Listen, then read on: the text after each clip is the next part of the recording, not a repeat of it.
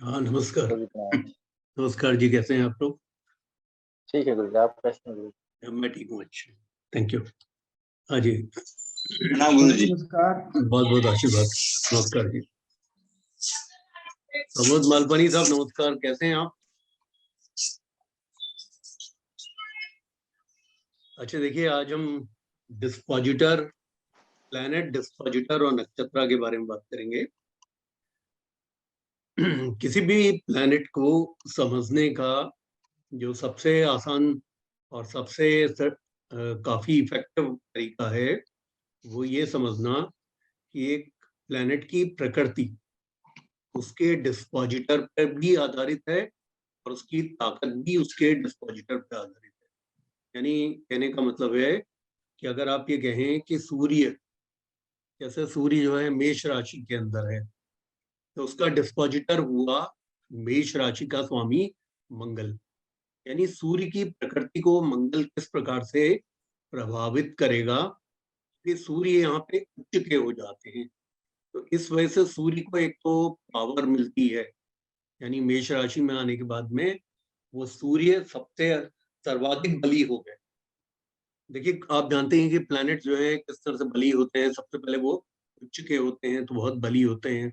इसके अलावा फिर वो मित्र जब वो अपनी स्वराशि में होते हैं या मूल त्रिकोण राशि या स्वराशि में होते हैं, तब उसके बाद वो नेक्स्ट बली माने जाते हैं। उसके बाद वो मित्र ग्रही होते हैं तो वो बली माने जाते हैं। निर्बल वो कब माने जाते हैं? जब वो नीच के होते हैं या वो शत्रुग्रही होते हैं, शत्रु की राशि में होते हैं, तो वो निर्बल माने जाते हैं। तो आप लोगों को चूंकि ये बात बेसिक उसमें समझा दी गई थी, तो प्लैनेट्स उच्च के अथवा नीच के राशि के नाप की वजह से होते हैं, उन राशियों की वजह से होते हैं। तो सूर्य, अब आप ये देखिए कि सूर्य को किस प्रकार से उसकी प्रकृति को चेंज करेगा मंगल। सूर्य जब मेष राशि में आएंगे तो उच्च के होंगे, प्रबल हो जाएंगे, बड़े, काफी काफी जो है लीडरशिप क्वालिटीज के हो जाएंगे, राजाओं की तरह से हो जाएंगे। उनका बिहेवियर होगा कि उनके सामने किसी की नहीं चलेगी, वो अपनी बात को सर्वोपरि राजाओं की तरह से रखते हैं।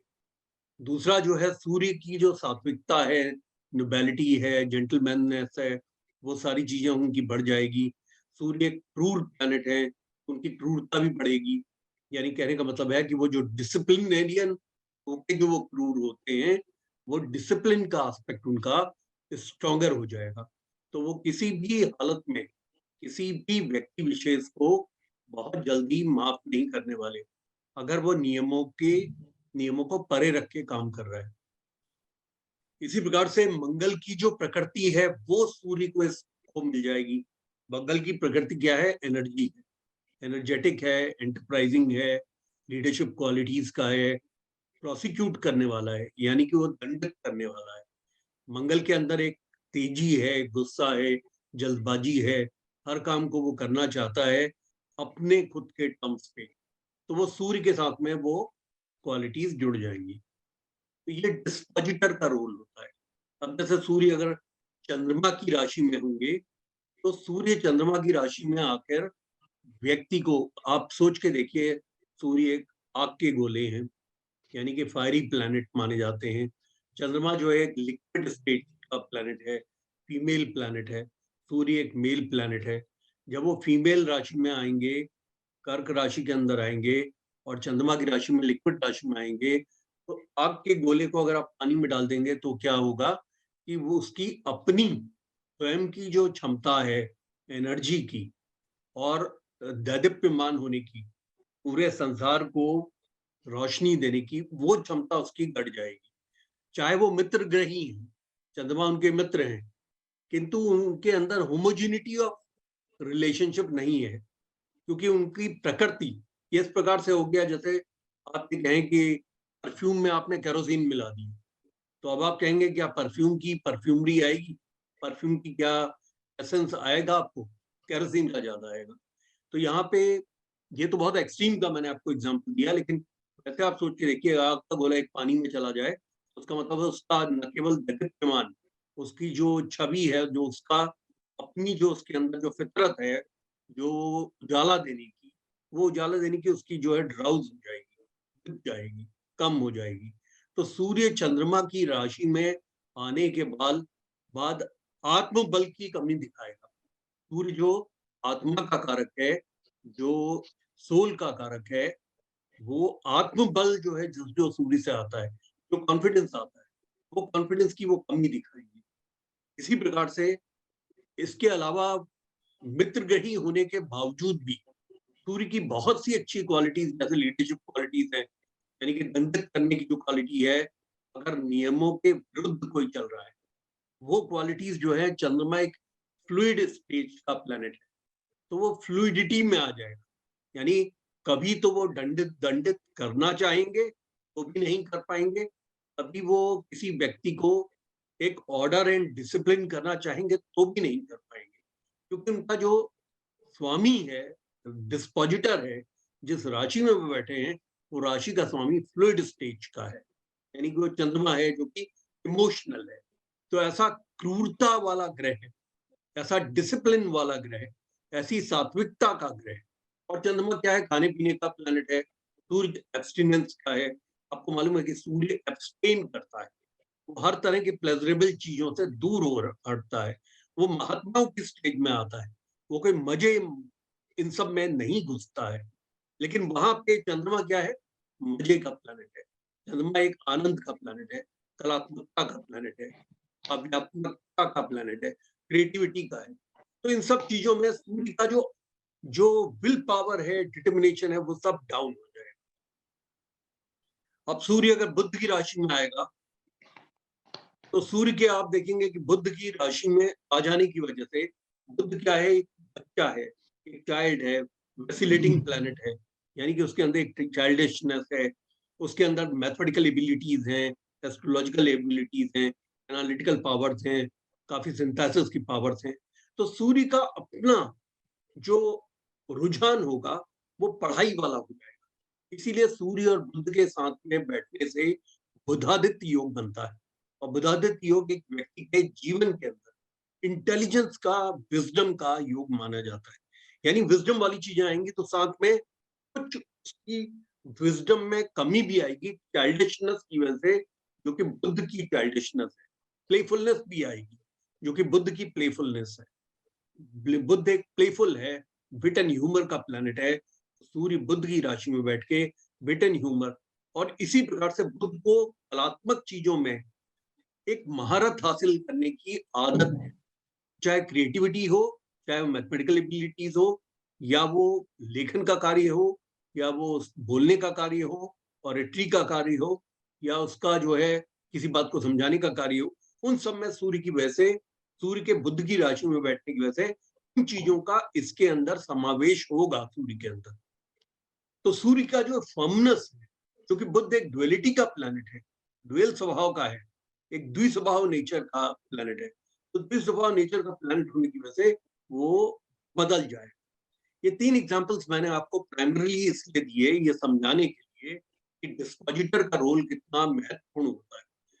इसी में आप जो है गुरु को भी इन्वॉल्व कर सकते हैं। गुरु की राशि में अगर सूर्य आएंगे तो गुरु उनके मित्र हैं, और गुरु विजडम के प्लैनेट है, गुरु भी सात्विकता के प्लैनेट है, और सूर्य भी सात्विकता के प्लैनेट है। तो विजडम में जो सूर्य अग्रणी रहते हैं, उस विजडम में गुरु का समावेश। तो ऐसा व्यक्ति जो है धर्म के कामों को लेकर, धार्मिक चीजों को आगे बढ़ाता हुआ जीवन के अंदर उन्नतिशील होता जाएगा।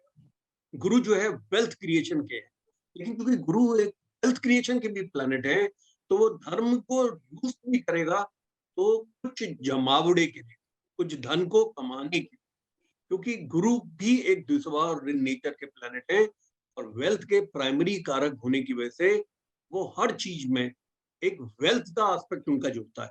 इसीलिए ज्यादातर जो महात्मा ऐसे हैं जिनकी की सेक्ट हैं और जिनकी की बड़ी जबरदस्त फॉलोइंग्स हैं, लेकिन महात्मा बहुत आराम से रहते हैं, राजाओं की तरह रहते हैं, और उन स्थितियों में रहते हैं जहाँ की उनके पास धनार्जन के बहुत स्रोत होते हैं। उनका जो है उनके महलों की तरह के उनके रहने की स्थान होते हैं, जिन्हें हम तोपा नहीं कह सकते, जिन्हें हम कुटी नहीं कह सकते, जिनको महल कहते हैं। वो स्थितियां जो हैं सूर्य और गुरु के आ जाने की वजह से होगी। और वहीं अच्छाइयां क्या होंगी कि वो व्यक्ति अगर बोलेगा तो उसको गुरु की विजडम मिलेगी, यानी गुरुत्व होगा उसका, लोग उसको गुरु के रूप में मानेंगे, उसकी बात को सुनेंगे, उसकी बातों को फॉलो करेंगे, यानी उसकी फॉलोइंग जो बनेगी वो धर्म के को प्रमोट करते हुए और धार्मिक चीजों को प्रमोट करते हुए। और गुरु किन चीजों के हैं? वेदांग के कारक हैं, यानी कि वेदों के कारक हैं, वेदांग के कारक हैं, उपनिषद के, पुराणों के, इन सब के कारक हैं, क्योंकि धार्मिक हमारी पुस्तकें हैं, भागवत है, गीता है, इन सब के। तो ऐसे व्यक्ति को इसमें पारंगत कर देंगे। तो डिस्पोजिटर का रोल जो होता है वो आपको ये समझने की जरूरत है कि डिस्पोजिटर प्लैनेट की फितरत यानी उसके व्यक्तित्व को प्रभावित करके परिवर्तित करता है और साथ में पावर्स क्रिएट करता है। या तो पावर करेगा या पावरहीन करेगा। जैसे मैंने आपको कहा कि सूर्य कर्क राशि के अंदर आ जाएंगे तो पावरहीन हो जाएंगे, क्योंकि होमोजीनिटी में नहीं है। होमोजीनियस क्या चीजें होती हैं? जैसे आप कई बार आप कहते हैं कि आदमी ने जो ड्रेसअप किया है वो बड़ा होमोजीनियस नहीं है, उसने बिल्कुल फूलों वाला उसने शर्ट पहन ली है और नीचे ब्लैक पैंट है, ब्लैक पैंट के ऊपर व्हाइट शर्ट अच्छी लगती है, तो ये होमोजीनियस है। यानी ये जो कॉन्सेप्ट है, या इसी प्रकार से आप कहिए कि कहीं पे अगर भोजन का सर्व हो रहा है, जाड़े का मौका है, तो उसमें आप क्या कहेंगे कि गर्म खाना जो है सुविधाजनक है, अच्छा है, और वो ज्यादा टेस्टी होगा और ज्यादा सुचारू रूप से व्यक्ति उसको भोजन को कर पाएगा। लेकिन वही अगर ठंडा मिल जाए तो उसका मतलब होमोजीनियटी की कमी आ गई, मतलब वो उस वेदर के साथ में, क्लाइमेट के साथ होमोजीनियस फूड नहीं हुआ। तो होता है ठंडा खाना जाड़ों में आपको किसी भी तरह से सुरुचिकर नहीं लगेगा। तो ये जो होमोजीनिटी का कॉन्सेप्ट है, उसके चलते सूर्य कर्क राशि के अंदर आकर उस मान सम्मान कीर्ति उन सबको वो डाउन करेगा, यानी उसमें कुछ कमी लाके देगा। उस व्यक्ति को जितना यश कीर्ति मान सम्मान मिलना चाहिए, मित्र की राशि में बैठने के बावजूद वो मान सम्मान कीर्ति यश उसको नहीं मिल पाएगा। उसको अपने कामों के प्रति लोग उतना ज्यादा उसको रिकॉग्निशन नहीं देंगे। तो ये डिस्पोजिटर का काम होता है। तो आपको जो है सबसे पहले समझना होता है कि किसी भी ग्रह, कोई ग्रह, जो आपको मैंने ग्रहों के कारकत्व बताए थे वो 16 बताए थे। 16 कारकत्व का मतलब होता है कि ग्रह की स्थिति को मैंने ग्रह के अपने कारकत्वों को बताया था, लेकिन यहाँ कारकत्व जो है डिस्पोजिटर से परिवर्तित हो रहे हैं। डिस्पोजिटर के द्वारा कारकत्व प्रभावित हो रहे हैं, और इसी बात को आपने इंटेलिजेंटली सोचना है कि शुक्र की राशि में अगर सूर्य बैठेंगे तो क्या स्थिति होगी। एक तो अपने शत्रु की राशि में है, और सूर्य जो कि अध्यात्म के प्लैनेट है, जो कि महात्म के प्लैनेट है, वो एक क्षणिक प्लेजर वाली राशि में बैठ गए, यानी ये फिर होमोजेनिटी का कॉन्सेप्ट खराब कर रहे हैं। तो उसका मतलब सूर्य शुक्र की राशि में बैठकर इसी वजह से नीच के हो जाते, क्योंकि सूर्य की फितरत नहीं है, ये क्षणिक प्लेजर लेने वाली उसकी फितरत है नहीं, इसीलिए वो नीच के वहां हो जाते हैं तुला राशि के, और वो प्रभाव उनका बिल्कुल क्षीण हो जाता है, क्योंकि सूर्य की अपनी जो पर्सनालिटी है, जो उसका अपना व्यक्तित्व है, व्यक्तित्व उसका है बिल्कुल स्ट्रेट खड़ा होना, आत्मबल रखना, उसका कुछ नियमों को फॉलो करना, ट्रेडिशन को फॉलो करना, एक डिसिप्लिन को बना के रखना, राजाओं की तरह से जीवन को जीना। और जब वो शुक्र की राशि में आ जाएगा तो आप समझिए ऐसा राजा हो गया जैसे वो उसमें मुगले आजम में दिखाया था कि जहांगीर जो है वो छोटा, सलीम जो है छोटी सी उम्र का है, और वो पता चला कि दासियों के साथ हरम में जो है वो ड्रिंक कर रहा है, तो वो पृथ्वीराज चौहान जो अकबर बने हैं वो आते हैं और बड़ा डांटते हैं उसको और दासियों को भगाते हैं। वो कहते हैं तुम्हें जो है तलवार सीखना चाहिए, तलवार पकड़ना चाहिए, क्योंकि तुमने इसकी हिंदुस्तान के ऊपर तुमने जो है राज करना है, और तुम यहाँ दासियों के साथ में मस्ती कर रहे हो, शराब पी रहे हो। 13 साल उसमें 12-13 साल का वो बच्चा दिखाते हैं और वो इसमें पड़ जाता है, क्योंकि सूर्य की वो फितरत नहीं है। सूर्य की फितरत है कमांड करने की, उसकी फितरत है देश का राजा बनने की। जिस जगह पे है उस जगह का वो अध्यक्ष होना चाहिए, वो चाहे वो क्षेत्र एजुकेशन का हो तो वहां पे भी वो उसके पास में शेफ्ट होना चाहिए, उसके साथ में वो ताकत का वो निशान, वो सिंबल होना चाहिए जो बताए कि व्यक्ति जीवन में ज्ञान को लेकर आगे बढ़ रहा है। अगर वो आदमी जो है एडमिनिस्ट्रेशन में है तो जैसे डिप्टी कमिश्नर्स हैं, चीफ सेक्रेटरीज हैं, या secretaries in the union government है, उस तरीके का उसके पास में वो शक्ति होना चाहिए, वो ताकत होनी चाहिए, वो एम्बलम होना चाहिए, क्योंकि उन बातों का वो उसका कारक है, वो राज का कारक है, राज चलाने का कारक है, डिसिप्लिन को एस्टैब्लिश करने वाला। और वो क्षणिक प्लेजर की राशि में आ जाएगा, शुक्र की राशि में, तो क्या होगा, उससे वो प्रभावित होगा तो उसका जो आत्मबल है वो क्षीण होगा, उसका जो विल पावर है, डिटर्मिनेशन है, वो क्षीण होगी। इसके अलावा उसके अंदर जो महात्म की शक्ति है, महात्म की शक्ति समाप्त होगी, क्योंकि वो क्षणिक प्लेजर में पड़ जाएगा। इसी वजह से सूर्य जो है तुला राशि के अंदर नीच के माने जाते हैं, यानी कि वो अपनी फितरत को के विपरीत चले जाते, अपनी व्यक्तित्व के विपरीत चले जाते। अब शनि की राशि में अगर वो आ जाएगा, देखिए ये बात एक लोगों को बड़ा एक वो करती है कि शनि तो उसके पुत्र हैं, शनि तो उसके शत्रु हैं, शनि की राशि में जाके तो पूरी पीड़ित होगा। लेकिन याद रखिएगा, ऋषियों ने कोई भी काम बहुत सोच विचार के किया है। ऋषियों ने उसको मकर राशि के अंदर कालपुरुष की सूर्य को दिग्बल ही दिया है, दिग्बल दिया। सोचने वाली बात है, मकर राशि का कॉन्सेप्ट। इवन लाल किताब इस बात को मानती है। लाल किताब किसी भी लगन को नहीं मानती, 1 से लेके 12 तक के लग्नों में सिर्फ वो कालपुरुष की कुंडली को मानती है, क्योंकि मेष लगन की और सूर्य की राशि को वो पंचम भाव की मानती है, क्योंकि दिमाग की राशि है, तो यश कीर्ति मान सम्मान उसकी राशि है। वहीं पे 10वें भाव में चाहे वो शनि की राशि है, लेकिन वहां वो दिग्बली है। यानी दिग्बल क्यों है उसको? क्योंकि शनि भी बड़ा स्ट्रेट फॉरवर्ड है, शनि भी जो है न्याय का देवता है, और सूर्य को ये बात पसंद है। सूर्य चाहते हैं उस न्याय को कायम करने के लिए अपने दंड को उठाना और लोगों को उस न्याय प्रियता को स्टैब्लिश करना, लोगों के बीच में, राज समाज के बीच में। इसीलिए वो डिसिप्लिन के बड़े स्ट्रॉन्ग प्लैनेट होने की वजह से उन्हें हम क्रूर ग्रह कहते हैं। वो एक जज हैं सुप्रीम कोर्ट के या हाई कोर्ट के, जो कि एक व्यक्ति को मृत्यु दंड दे सकते हैं, क्योंकि वो व्यक्ति इसको डिजर्व करता है। वो उस व्यक्ति को नहीं मृत्यु दंड देंगे जो डिजर्व नहीं करता। यानी कहने का मतलब है कि वो न्याय करता है शनि, और शनि भी न्याय करता है और सूर्य भी न्याय करता है, क्योंकि बहुत सी चीजें आपस में मेल खाती है पिता पुत्र की। इसलिए सूर्य शनि की राशि में बैठकर कमजोर नहीं है। सूर्य शनि की राशि में बैठकर उनकी क्रूरता और न्यायप्रियता बढ़ जाती। इसी वजह से बहुत से बड़े महात्माओं की कुंडलियों में आपको सूर्य शनि की राशि में आपको दिखाई पड़ेगा। उसका ये कारण है, या शनि के साथ में उनका सूर्य का आपस में युति का संबंध होता है, राशि परिवर्तन योग होता है। वो साफ साफ बताता है कि ये व्यक्ति क्यों सादगी के कारक हैं। सूर्य भी महात्मा सादगी के हैं, वहीं पे शनि भी सादगी के कारक है। अच्छे शनि, उस शनि की बात नहीं कर रहा हूं जो शनि खराब है, जो कि मोटर गाड़ी के अंदर जो है उस पर तेल गिरा हुआ है, उस पर काले उसके हाथ हुए हुए वो है, वो खराब शनि की वजह से होता है, या एक बीमारी की स्थिति है या इस तरह की। जो शनि अच्छे होते हैं वो व्हाइट कपड़े में पहने हुए महात्मा है।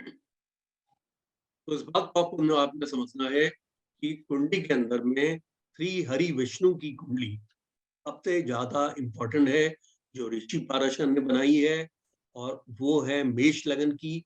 मेष लगन की कुंडली में सूर्य 10वें भाव के अंदर दिग्बली हो जाता है, तो वो शनि की राशि है।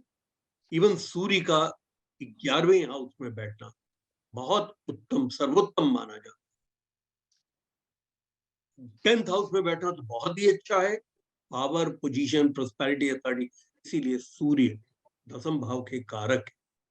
एक कारक वो किस चीज के हैं? पावर के हैं, पोजीशन के हैं, एग्जीक्यूटिव अथॉरिटी के, लीडरशिप के हैं। वो एक पावर व्हील करते हैं। और 11th हाउस में वो उस सोसाइटी के अंदर घूमते हैं जो कि एलिट सोसाइटी है। उसके अंदर सूर्य के आ जाने से एक व्यक्ति का आत्मबल इतना बढ़ता है कि वो व्यक्ति जो चाहता है जीवन के अंदर उस चीज को प्राप्त करता है, उसका फुलफिलमेंट ऑफ डिजायर होता है। यही 7 ग्रहों की जो है पोजीशंस होती है। अब बचा सूर्य का अपने स्वराशि में आना। सूर्य का स्वराशि में होंगे तो उनका डिस्पोजिटर भी सूर्य होगा। ऐसे सूर्य बहुत अच्छे होंगे, सूर्य बहुत पावर्ड होंगे। सूर्य एक व्यक्ति को जीवन के अंदर सूर्य एक व्यक्ति को जीवन के अंदर बहुत अच्छे लेवल्स पे लेके जाएगा। तो ये है, यानी कि सूर्य एक व्यक्ति को अपनी ही राशि में बैठकर ज्ञान की तरफ ले जाता है। तिमिर और अंधेरे अब से संडे टू संडे कहीं जाना मत। सूर्य जो है अपनी ही राशि में बैठेगा तो बड़ी प्रबलता लेगा। उसका एक कारण है कि सूर्य के डिस्पोजिटर सूर्य ही है। ये एक बहुत अच्छी स्थिति होती है। और सूर्य के डिस्पोजिटर सूर्य होने से काल पुरुष के अंदर पंचम भाव के हैं, एजुकेशन के हैं, दिमाग के हैं, नॉलेज के हैं, विजडम के हैं, यश के हैं, कीर्ति के हैं, मान के हैं, और इसके अलावा रिवॉर्ड्स एंड रिकॉग्निशन के हैं, पूर्व पुण्यास के हैं। यानी कि ऐसा व्यक्ति अपने पूर्व पुण्यों को संवारता हुआ चलेगा। ये मतलब वो पूर्व पुण्यों को अपने बढ़ाता हुआ जाएगा। तो इस तरीके से सूर्य स्वयं की राशि में बैठकर बहुत पावरफुल माने जाते हैं। ये बहरहाल ये है डिस्पोजिटर का। Just to give you an idea about the dispositor concept, मैं आप लोगों से ये कहना चाहूंगा कि आपने 2 चीजों को क्लब करना है, and you have to logically club. आपने ये सोचना है, जैसे कहने का मतलब है बुध जैसा प्लैनेट चंद्रमा की राशि में बैठा है। चंद्रमा भी एक इस तरीके का इमोशनल भावनात्मक प्लैनेट है, और बुध भी एक बालक प्लैनेट है जो कि भावना प्रधान है। और चंद्रमा जो है क्रिएटिविटी का प्लैनेट है। बुध के अंदर क्रिएटिव एक्टिविटीज हैं। फर्क दोनों में क्या होता है, एक होती है क्रिएटिविटी बाय बर्थ जो चंद्रमा के अंदर है, जो टैलेंट जिसे आप कहते हैं, और एक बुध के अंदर जो क्रिएटिविटी है वो है अल्टीमेटेड क्रिएटिविटी। जो है हर चीज को, क्यों बुद्ध मिमिक्री के माने जाते हैं, क्योंकि वो आदमी प्रैक्टिस करता है दूसरों के जैसे बोलना। ऐसे आपको बहुत से लोग हैं, जॉनी लीवर है, और इसी प्रकार से अपने राजू श्रीवास्तव थे, बहुत से एक्टर्स की आवाजें निकालना, उनकी तरह से बिहेव करना। तो ये जो मिमिक्री है वो बुद्ध से आती है। और ये चंद्रमा ये नेचुरल टैलेंट के है। इन स्थितियों के अंदर अगर बुद्ध बैठेंगे तो उसका मतलब बुद्ध का बहुत अच्छा कॉम्बिनेशन बैठ गया। इसका मतलब वो एक टैलेंटेड व्यक्ति है, जो उस टैलेंट को वो एक्वायर्ड टैलेंट, मतलब गिफ्टेड टैलेंट को वो एक्वायर्ड टैलेंट के साथ मिला दे। और एक्वायर हम कैसे करते हैं, उसकी प्रैक्टिस करते हैं, पढ़ा। तो हमेशा याद रखिएगा, जब भी कभी आप किसी भी प्लेनेट की को देखते हैं तो प्रेडिक्शन के अंदर आपको उस प्लेनेट के व्यक्तित्व को समझना होता है। और उसके व्यक्तित्व को समझने का तरीका है जिस राशि में वो बैठा है उस राशि के स्वामी की स्थिति को देखने की जरूरत है। इसे हम कहते हैं डिस्पोजिटर कॉन्सेप्ट। डिस्पोजिटर कौन है? राशि और राशि का नाम। राशि जिस राशि में बैठा है, जैसे चंद्रमा अगर कर्क में है तो चंद्रमा का डिस्पोजिटर कौन हुआ? चंद्रमा। सूर्य अगर कर्क में है तो सूर्य का डिस्पोजिटर कौन हुआ? चंद्रमा। डिस्पोजिटर का मतलब है जिस राशि में बैठा उस राशि का स्वामी। सूर्य अगर मेष में है तो उसका डिस्पोजिटर हुआ मंगल, क्योंकि मेष का स्वामी मंगल है। डिस्पोजिटर मीन्स राशि का नाथ। तो आपको अगर ये फितरत समझनी है तो कोई बात नहीं, प्रदीप साहब, आप भी उसमें देख लीजिएगा, वीडियो में देख लीजिएगा, कोई बात नहीं। तो अगर आप इसको जो है डिस्पोजिटर के कॉन्सेप्ट को अगर आप समझने की कोशिश करेंगे तो आपको ये समझ में आएगा कि जो डिस्पोजिटर है वो एक प्लेनेट की फितरत को, उसकी व्यक्तित्व को, उसकी पर्सनालिटी को किस प्रकार से मॉडिफाई करता है। उसके प्लेनेट के भी आपको रिजल्ट मिलेंगे, उसके कारकत्वों के, और जो उसका डिस्पोजिटर है वो उसमें इन्फ्यूज करेगा अपने कारकत्व, अपने रिजल्ट। यानी कहने का मतलब है कि दोनों का समागम होगा, दोनों का एमलगमेशन होगा। उस वो एमलगमेशन अगर वो मित्रवत है तो ज्यादा होगा, और अगर वो शत्रुवत है तो कम होगा। फिर उन दोनों से बली कौन है? जो बली होगा उसका ज्यादा प्रभाव आपको दिखाई पड़ेगा उन दोनों में से। और बली की परिभाषा क्या है? मेलेफिक प्लैनेट्स बेनिफिक प्लैनेट से ज्यादा बली, पापी ग्रह हैं वो शुभ ग्रहों से ज्यादा बली माने जाते हैं। तभी जो बली ग्रह होते हैं वो आपके जीवन को ज्यादा प्रभावित करते हैं। देखिए, यहां तक कि उत्तर कालामृत में इस बात को कहा गया है कि जब भी किसी कोई भी ग्रह, मतलब यानी कि डिस्पोजिटर, किसी चंद्रमा का डिस्पोजिटर और नवमांश का डिस्पोजिटर, अगर वो प्लैनेट चंद्रमा का डिस्पोजिटर यानी कि चंद्रमा का स्वामी, चंद्रमा जिस राशि में बैठा उसका स्वामी, और नवमांश, क्योंकि नवमांश भी नवम मंच है, वो नक्षत्र के रूप में निकलता है, उसका स्वामी, अगर ये दोनों के दोनों स्ट्रेंथ में बली हैं तो व्यक्ति के को उस भाव के भी अच्छे रिजल्ट मिलेंगे और उसे जीवन के अंदर बहुत हैप्पीनेस मिलेगी, क्योंकि नवमांश से हमने फलित देखना होता है।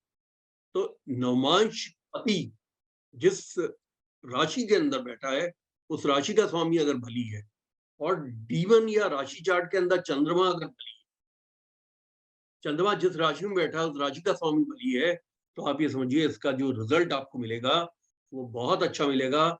आदमी को बहुत हैप्पीनेस का आभास होगा।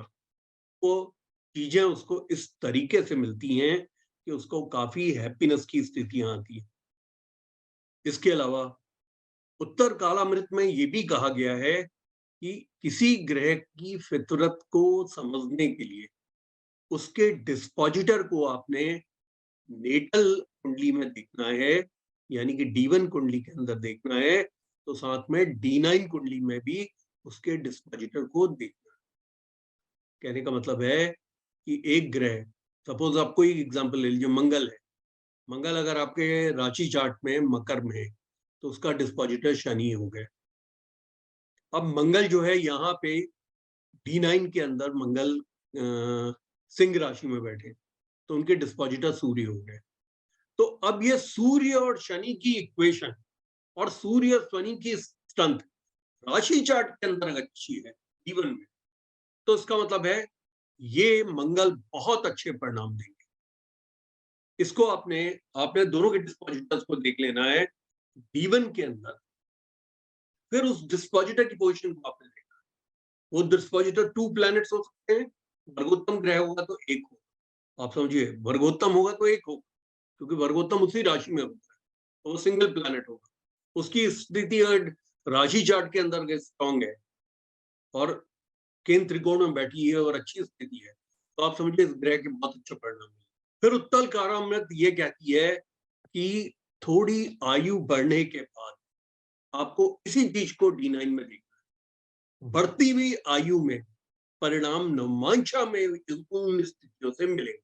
कहने का मतलब है जब आप देखिए थोड़ा ये कॉम्प्लिकेटेड है, इसको मैं दोबारा बताता हूँ। कोई ग्रह है, किसी भी ग्रह का एग्जांपल आप ले लीजिए, मंगल सपोजिंग मकर में बैठे हैं राशि चार्ट के अंदर, तो उनके डिस्पोजिटर हो गए शनि।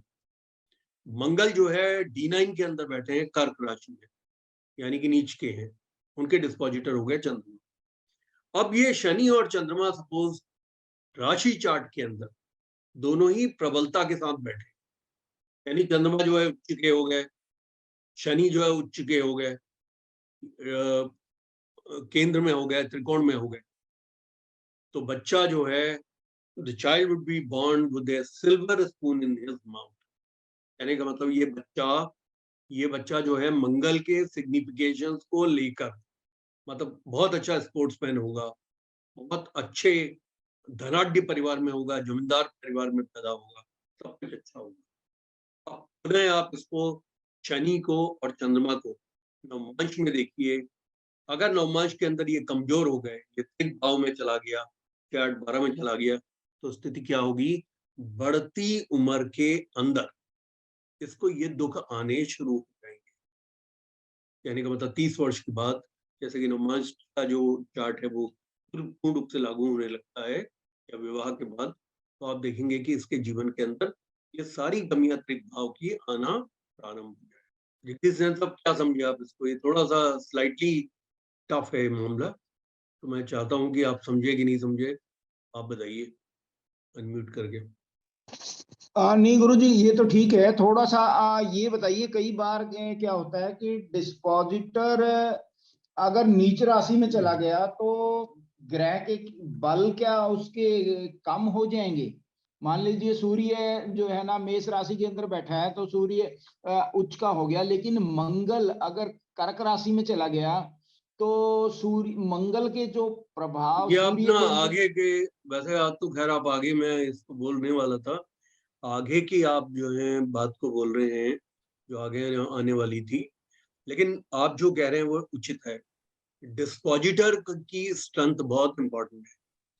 मतलब कहने का मतलब है कि अगर गुरु किसी के कर्क राशि में उच्च के हैं, लेकिन चंद्रमा अगर उसी के उसके गुरु के डिस्पोजिटर होके अगर चंद्रमा नीच के होंगे, तो ये गुरु जो उच्च के फल देने वाला गुरु है, ये अफलित हो जाता है। आप ठीक कह रहे हैं, ये आगे का नियम है। नहीं गुरु जी, थोड़ा सा वो नहीं, आप फर्क यही हो। कह रहे हैं, इसी बात को आप कह रहे हैं। आपने नहीं, इसी बात को डिफरेंट प्लैनेट में कह दिया। आपने कहा सूर्य जो है उच्च के हैं और मंगल नीच के हैं, मंगल उससे डिस्पोजिटर है। तो मैं और क्या बोल रहा हूँ कि गुरु उच्च के हैं कर्क में और उनके डिस्पोजिटर चंद्रमा नीच के हैं। यही तो एक ही बात तो हुई, इसमें फर्क क्या हुआ बताइए आप मुझे। नहीं वो ज्यादा घुमा दिया आपने। मैं नहीं तो यूं कहा था मंगल नहीं, मतलब आपने ये कहा था मेष। कि सूर्य जो है मेष में हुए तो उच्च के हुए, जी। और उनके उसका डिस्पोजिटर मंगल है, हम्म, उनके डिस्पोजिटर मंगल है जो कर्क वो के हैं कर्क यानी नीच के हैं। नीच के आगे तो तो सूर्य की स्ट्रेंथ कम हो जाएगी कम क्या? हो जाएगी, बिल्कुल हो जाएगी कम।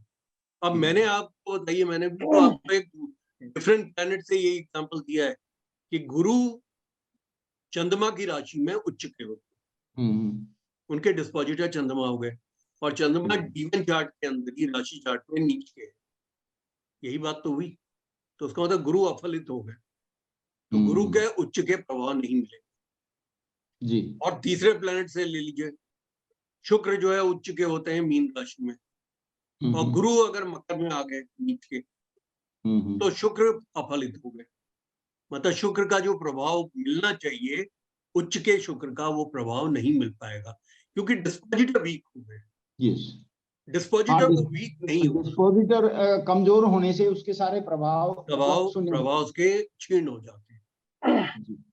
क्या होता है देखिए, इसमें फर्क क्या होता है जल्दी से सब, फर्क ये होता है कि वो उच्च के होने का भी फल देंगे और उसके डिस्पोजिटर के नीच के होने का दुष्प्रभाव बाद में पड़ता है। कहने का मतलब अच्छा। एक आदमी को जो है कांग्रेस से टिकट मिली, हर आदमी कह रहा है जीत जाएगा, डिस्पोजिटर नीच का है वो हार जाएगा। कितने परसेंट तक फल को प्रभावित करता है ये करीब करीब इसका 50% प्रभाव इस पे पड़ जाता है। यानी कहने का मतलब है, डिस्पोजिटर। आप ये समझिए कि जिस समय इंदिरा गांधी की डेथ के बाद उन्होंने इतनी ज्यादा 420 कितनी 415 420 सीटें जीती थी इंदिरा जी। गांधी की डेथ के बाद, लेकिन जी। उनकी पार्टी के बहुत से ऐसे भी लोग थे, राजीव गांधी की वजह से लोग जीत रहे थे, लेकिन डाउन साउथ उनके कांग्रेस के बहुत से मेंबर्स हार भी गए। केरला के अंदर हार गए, उड़ीसा में हार गए, आईडीएमके से हार गए, वहां तमिलनाडु में हार गए। तो वो हारे कि नहीं हारे, जबकि हवा उस समय पूरी तरह से कांग्रेस की चल रही थी और राजीव गांधी उसमें मैस्कॉट थे, यानी कांग्रेस के एक वो चेहरा थे, और उनको सिंपैथी का बड़ा जबरदस्त वेट था। लेकिन उसमें भी उनकी पार्टी के कुछ सांसद के लिए चुनाव लड़ने वाले लोग डाउन साउथ पूरी तरह हार गए। तो वो जो हारना है, उसको टिकट मिलने पे ये कंफर्मेशन था कि कांग्रेस की इतनी जबरदस्त, जितने भी पोल्स थे वो कहते थे कि कांग्रेस की हवा बहुत जबरदस्त है, सिंपैथी वेव बहुत है इंदिरा गांधी जी की डेथ होने की वजह से 1984 में, तो 85 के इलेक्शंस में सब जीत जाएंगे। लेकिन ऐसा नहीं हुआ। ये तब होता है कि ये 50% जो उच्च का प्लैनेट है वो आपको टिकट तो दिला दे रहा है उस पार्टी से, और आपके जीतने की संभावनाएं पूरी बढ़ जाती है, लेकिन अल्टीमेटली क्योंकि डिस्पोजिटर नीच का हो गया, तो इसका जो दुष्परिणाम है वो फाइनल रिजल्ट के रूप में आ जाता है। तो अगर आप कहें कि 50% है तो मैं कहूंगा 50% है। एक जगह वो विजित हुआ कि 20 आदमियों ने कहा मुझे टिकट दो, उसको मिल गया, वो वहां विजित हुआ। देखिए एक बात याद रखिएगा, जब एमपी के इलेक्शंस होते हैं और टिकट का बंटवारा होता है, वहां एक आदमी नहीं खड़ा होता मुझे टिकट दो, वहां पे 20 आदमी कहते हैं कि मुझे टिकट दो, मेरी अपनी पैठ है।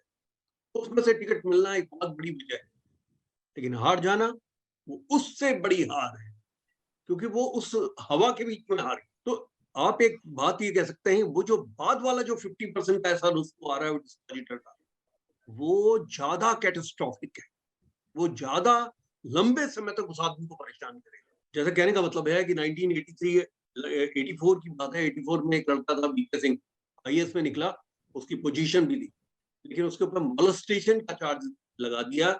एक उसकी सहपाठी ने लाल बहादुर शास्त्री नेशनल एकेडमी मसूरी में, और उसको सरकार ने बर्खास्त कर दिया। एक लड़का जिसकी 3rd या 4th पोजीशन थी आईएएस के अंदर, वो अल्टीमेटली वो नौकरी उसके हाथ से चली गई, फिर उसके ऊपर मोलेस्टेशन का चार्ज लगाया।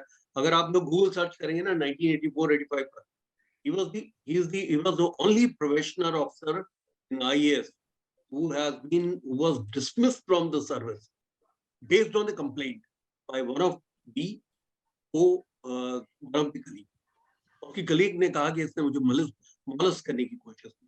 ये शायद प्रकाश चंद्र पांडे जी को याद होगा, क्योंकि हम लोग हम उम्र हैं, तो ये इनको याद होगा, बीके सिंह नाम था उसका। नहीं मालूम है सर, हमको नहीं मालूम। अच्छा, आप गूगल के सर्च में जाएंगे तो आपको मालूम चल जाएगा, बीके सिंह नाम था। बाद में वो सुप्रीम कोर्ट से भी हार गया, मतलब उसको हाई कोर्ट ने रिलीव किया, लेकिन सरकार ने सुप्रीम कोर्ट में उसके अगेंस्ट में एक पिटीशन डाली। उन्होंने कहा कि बहुत सीरियस मैटर है, क्योंकि आईएएस ऑफिसर्स की बड़ी जबरदस्त इंटीग्रिटी चाहिए, और चूंकि उसके कुछ कलीग्स ने भी इस बात की गवाही दी है कि उस लड़की के पीछे पड़ गया था ये, तो और उसको उसने लव के प्रपोजल भेज रहा था, तो नॉन इंटीग्रिटी वाले आदमी को हम आईएएस में नहीं रख सकते। तो सुप्रीम कोर्ट ने सरकार का उसमें साथ दिया था, बीके सिंह नाम था।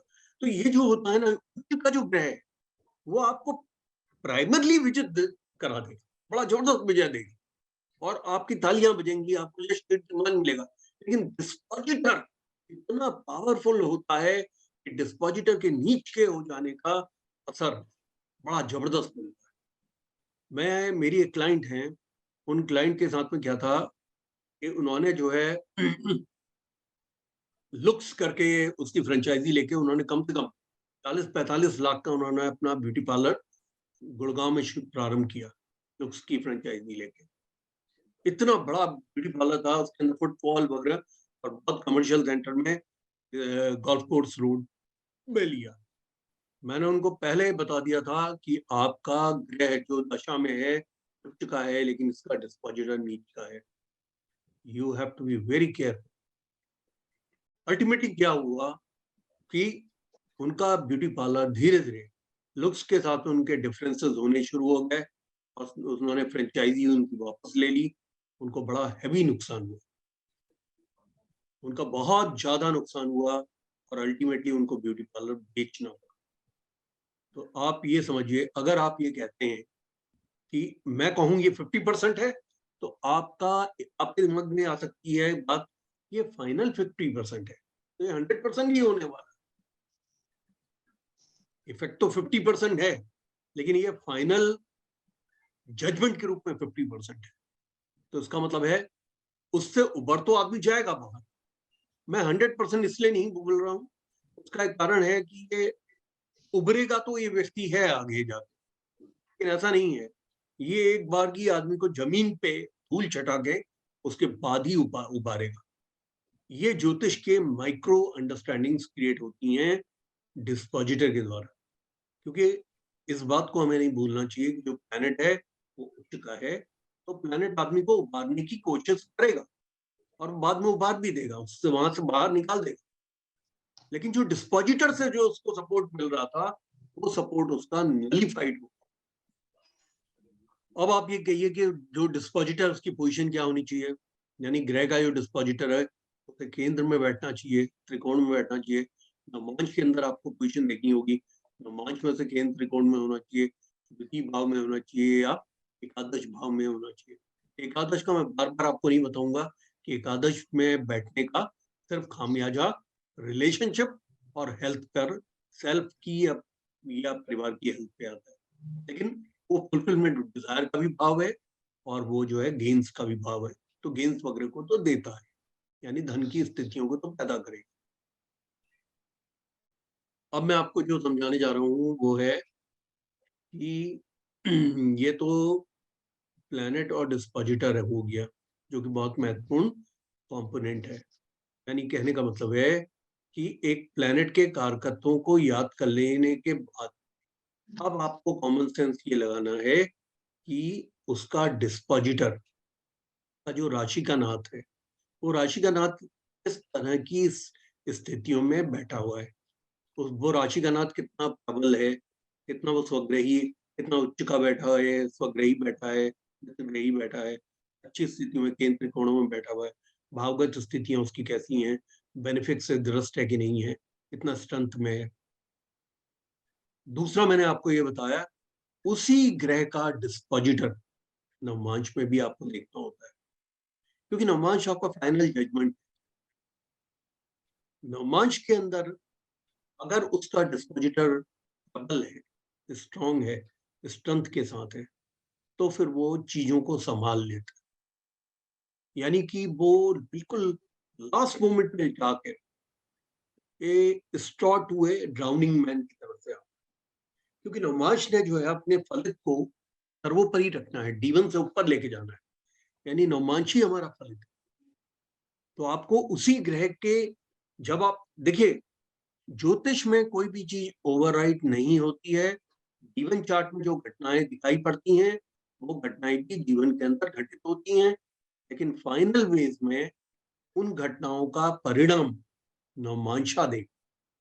देखिए एक सिंपल सी बात है, एक बच्चा है जेईई में बैठ रहा है, मतलब ज्वाइंट एंट्रेंस एग्जाम में बैठ रहा है IIT में निकलने, उसको जो है सरकार 3 अटेम्प्ट दे रही है, 2 में नहीं हुआ, नवमांश दिखा रहा है कि उसका सिलेक्शन होना चाहिए, तो 3rd अटेम्प्ट में, लास्ट अटेम्प्ट में उसका सिलेक्शन हो जाएगा। आप समझ जाइए, तो मतलब है कि अगर नवमांश दिखा रहा है कि उसका सिलेक्शन होना चाहिए और उसे IIT से उसको इंजीनियरिंग करनी चाहिए, तो नवमांश जो है वो अल्टीमेटली प्रिवेल करेगा, और D1 भी प्रिवेल करेगा तो वो 2 अटेम्प्ट में फेल होता जाएगा। लेकिन नवमांश चूंकि दिखा रहा है कि उसको बन जाना है, तो अल्टीमेटली वो बन जाएगा, IIT के अंदर उसको एडमिशन मिल जाएगा। जेईई का एंट्रेंस यानी कि प्रीलिम्स और उसके बाद पे एडवांस दोनों को क्वालिफाई करते हैं। तो आपने हमेशा, इसलिए हम क्या करते हैं, जब भी कभी हम अच्छा प्रेडिक्शन करना चाहते हैं तो हम प्लैनेट और उसके डिस्पोजिटर, इन दोनों को हम D1 में लिखते हैं और उसका प्लैनेट उसके डिस्पोजिटर को नवमांश में देखते हैं। इन दोनों को आप अलग अलग कॉलम्स में लिख लेते हैं। उसके बाद आप नीचे आप ये लिखते हैं, उसका विजिटिंग कार्ड भरते हैं कि D1 के अंदर उसकी पोजीशन क्या है, D1 के अंदर उसका डिस्पोजिटर कितना पावरफुल है, कितना स्ट्रेंथ के साथ है, केंद्र में है, त्रिकोण में है, कितनी शुभ स्थितियों के अंदर है, उसको मिलना चाहिए कि नहीं मिलना चाहिए। उसके बाद फिर आप D9 में आप देखते हैं वो कितने स्ट्रेंथ में है, केंद्र में है, त्रिकोण में है, कहीं त्रिभाव में तो नहीं है, कहीं त्रिशिराय में तो नहीं है, कहीं ऐसी स्थितियों में तो नहीं है उच्च भाव में यहाँ की डिफिकल्टीज को दिखा रहा है, उसके बाद फिर विजय को दिखा रहा है। तो इन सब चीजों को आप जो है नोट करते हैं। अब आप एक बात याद रखिएगा, जो आपने नोट इस साइड किया है विजिटिंग कार्ड में और जो आपने इस साइड किया है विजिटिंग कार्ड में, ये सब फलित होने वाला है। इसी वजह से लोगों के जीवन में पास फेल नहीं होता, कभी आंसर ये नहीं होता कि मैं पास हुआ या फेल हुआ। आंसर ये होता है मैं पास भी हुआ तो किन डिफिकल्टीज के साथ, मैं पास भी हुआ तो कितनी इजीनेस के साथ, मैं पास भी हुआ मुझे नौकरी मिली तो किस प्रकार से एक थर्ड पार्टी ने मुझे हेल्प की। एक डिस्क्रिप्टिव बात आती है। कभी भी आज तक मेरे पास एक जो है एक IAS ऑफिसर, अभी उसने रिजाइन किया वहां से, झारखंड से, उससे आपके छत्तीसगढ़ से, रायपुर में था वो मुझसे बताने लगा, उसने मुझसे कहा कि भंडारी साहब मेरे साथ में, मैं जब IAS में बैठा, मेरे साथ में इतनी अप्रत्याशित घटनाएं हुई कि मैं आपको बता नहीं सकता। मेरा IAS में सिलेक्शन तो हुआ, लेकिन जिस दिन मेरा मेंस के एग्जाम चल रहे थे, उस दिन मेरे घर में आग लग गई मीटर में, और जो तार था वो जलते जलते रूम तक आ गया। बड़ी मुश्किल से एक दुकान में हमें वो मिला, जो आपके फायर एक्सटिंग्विशर, क्योंकि पानी डाल के तो आप बुझा नहीं सकते। पानी अगर आप डालेंगे तो आप इलेक्ट्रिसिटी का झटका खाएंगे। वो नीचे जल मर्चेंट की दुकान से फायर एक्सटिंग्विशर लाकर उन्होंने बुझाया। बोला मैंने जो है पूरा एग्जाम, और ये 3 से 4 दिन जब तक एग्जाम था, क्योंकि मैं जो है सुबह जाता था पेपर और शाम को आता था, ये रिपेयर नहीं हो पाया। बड़ा खर्चा था, मकान मालिक ने रिपेयर नहीं कराया, और मैंने मोमबत्ती में पढ़ाई की। कहता मैं इतनी तकलीफों के साथ में मैंने एग्जाम अपना मेंस का दिया, मोमबत्ती में पढ़ाई की, और मेरा सिलेक्शन आईएएस में हो गया। तो कहता है मेरे साथ ऐसा क्यों होता है? तो ये प्रश्न था कि आप ये बता सकते हैं कि मेरे साथ इस तरह की घटनाएं क्यों होती है, कि मैं बिल्कुल भयंकर तकलीफों के साथ ही व्यतीत होता। तो मैंने देखा कि सूर्य और चंद्रमा दोनों के डिस्पोजिटर छठे भाव में। अब देखिए डिस्पोजिटर का इफेक्ट कितना स्ट्रांग होता है। सूर्य और चंद्रमा दोनों, चंद्रमा स्टेट गवर्नमेंट के कारक हैं, सूर्य जो है गवर्नमेंट ऑफ इंडिया के कारक है, और दोनों के दोनों प्लैनेट जो है गवर्नमेंटल जॉब्स के। दोनों के डिस्पोजिटर कहाँ पे थे? दोनों जो है, दोनों का डिस्पोजिटर सिंगल था, क्योंकि इनका जो है ये एक धनु में था और एक मीन राशि में था। डिस्पोजिटर था गुरु। आपके पास उनकी कुंडली है क्या sir? If you don't mind please show us now sir please. नहीं, मैं अपने क्लाइंट्स की कुंडलियां नहीं दिखाता, खास तौर पे ऐसे क्लाइंट जो मेरे सेलिब्रिटीज हैं। मतलब उनके साथ में अभी कुछ काफी बड़ी घटना हुई है। उन्होंने रिजाइन कर दिया वहाँ छत्तीसगढ़ में। तो गूगल में सर्च करोगे पता चल जाएगा कि एक आईएएस अफसर ने रिजाइन किया है। तो वो काफी टर्बुलेंट टाइम से निकल रहे हैं इस समय। मैं actually I am not privileged to show the horoscopes of the very important people.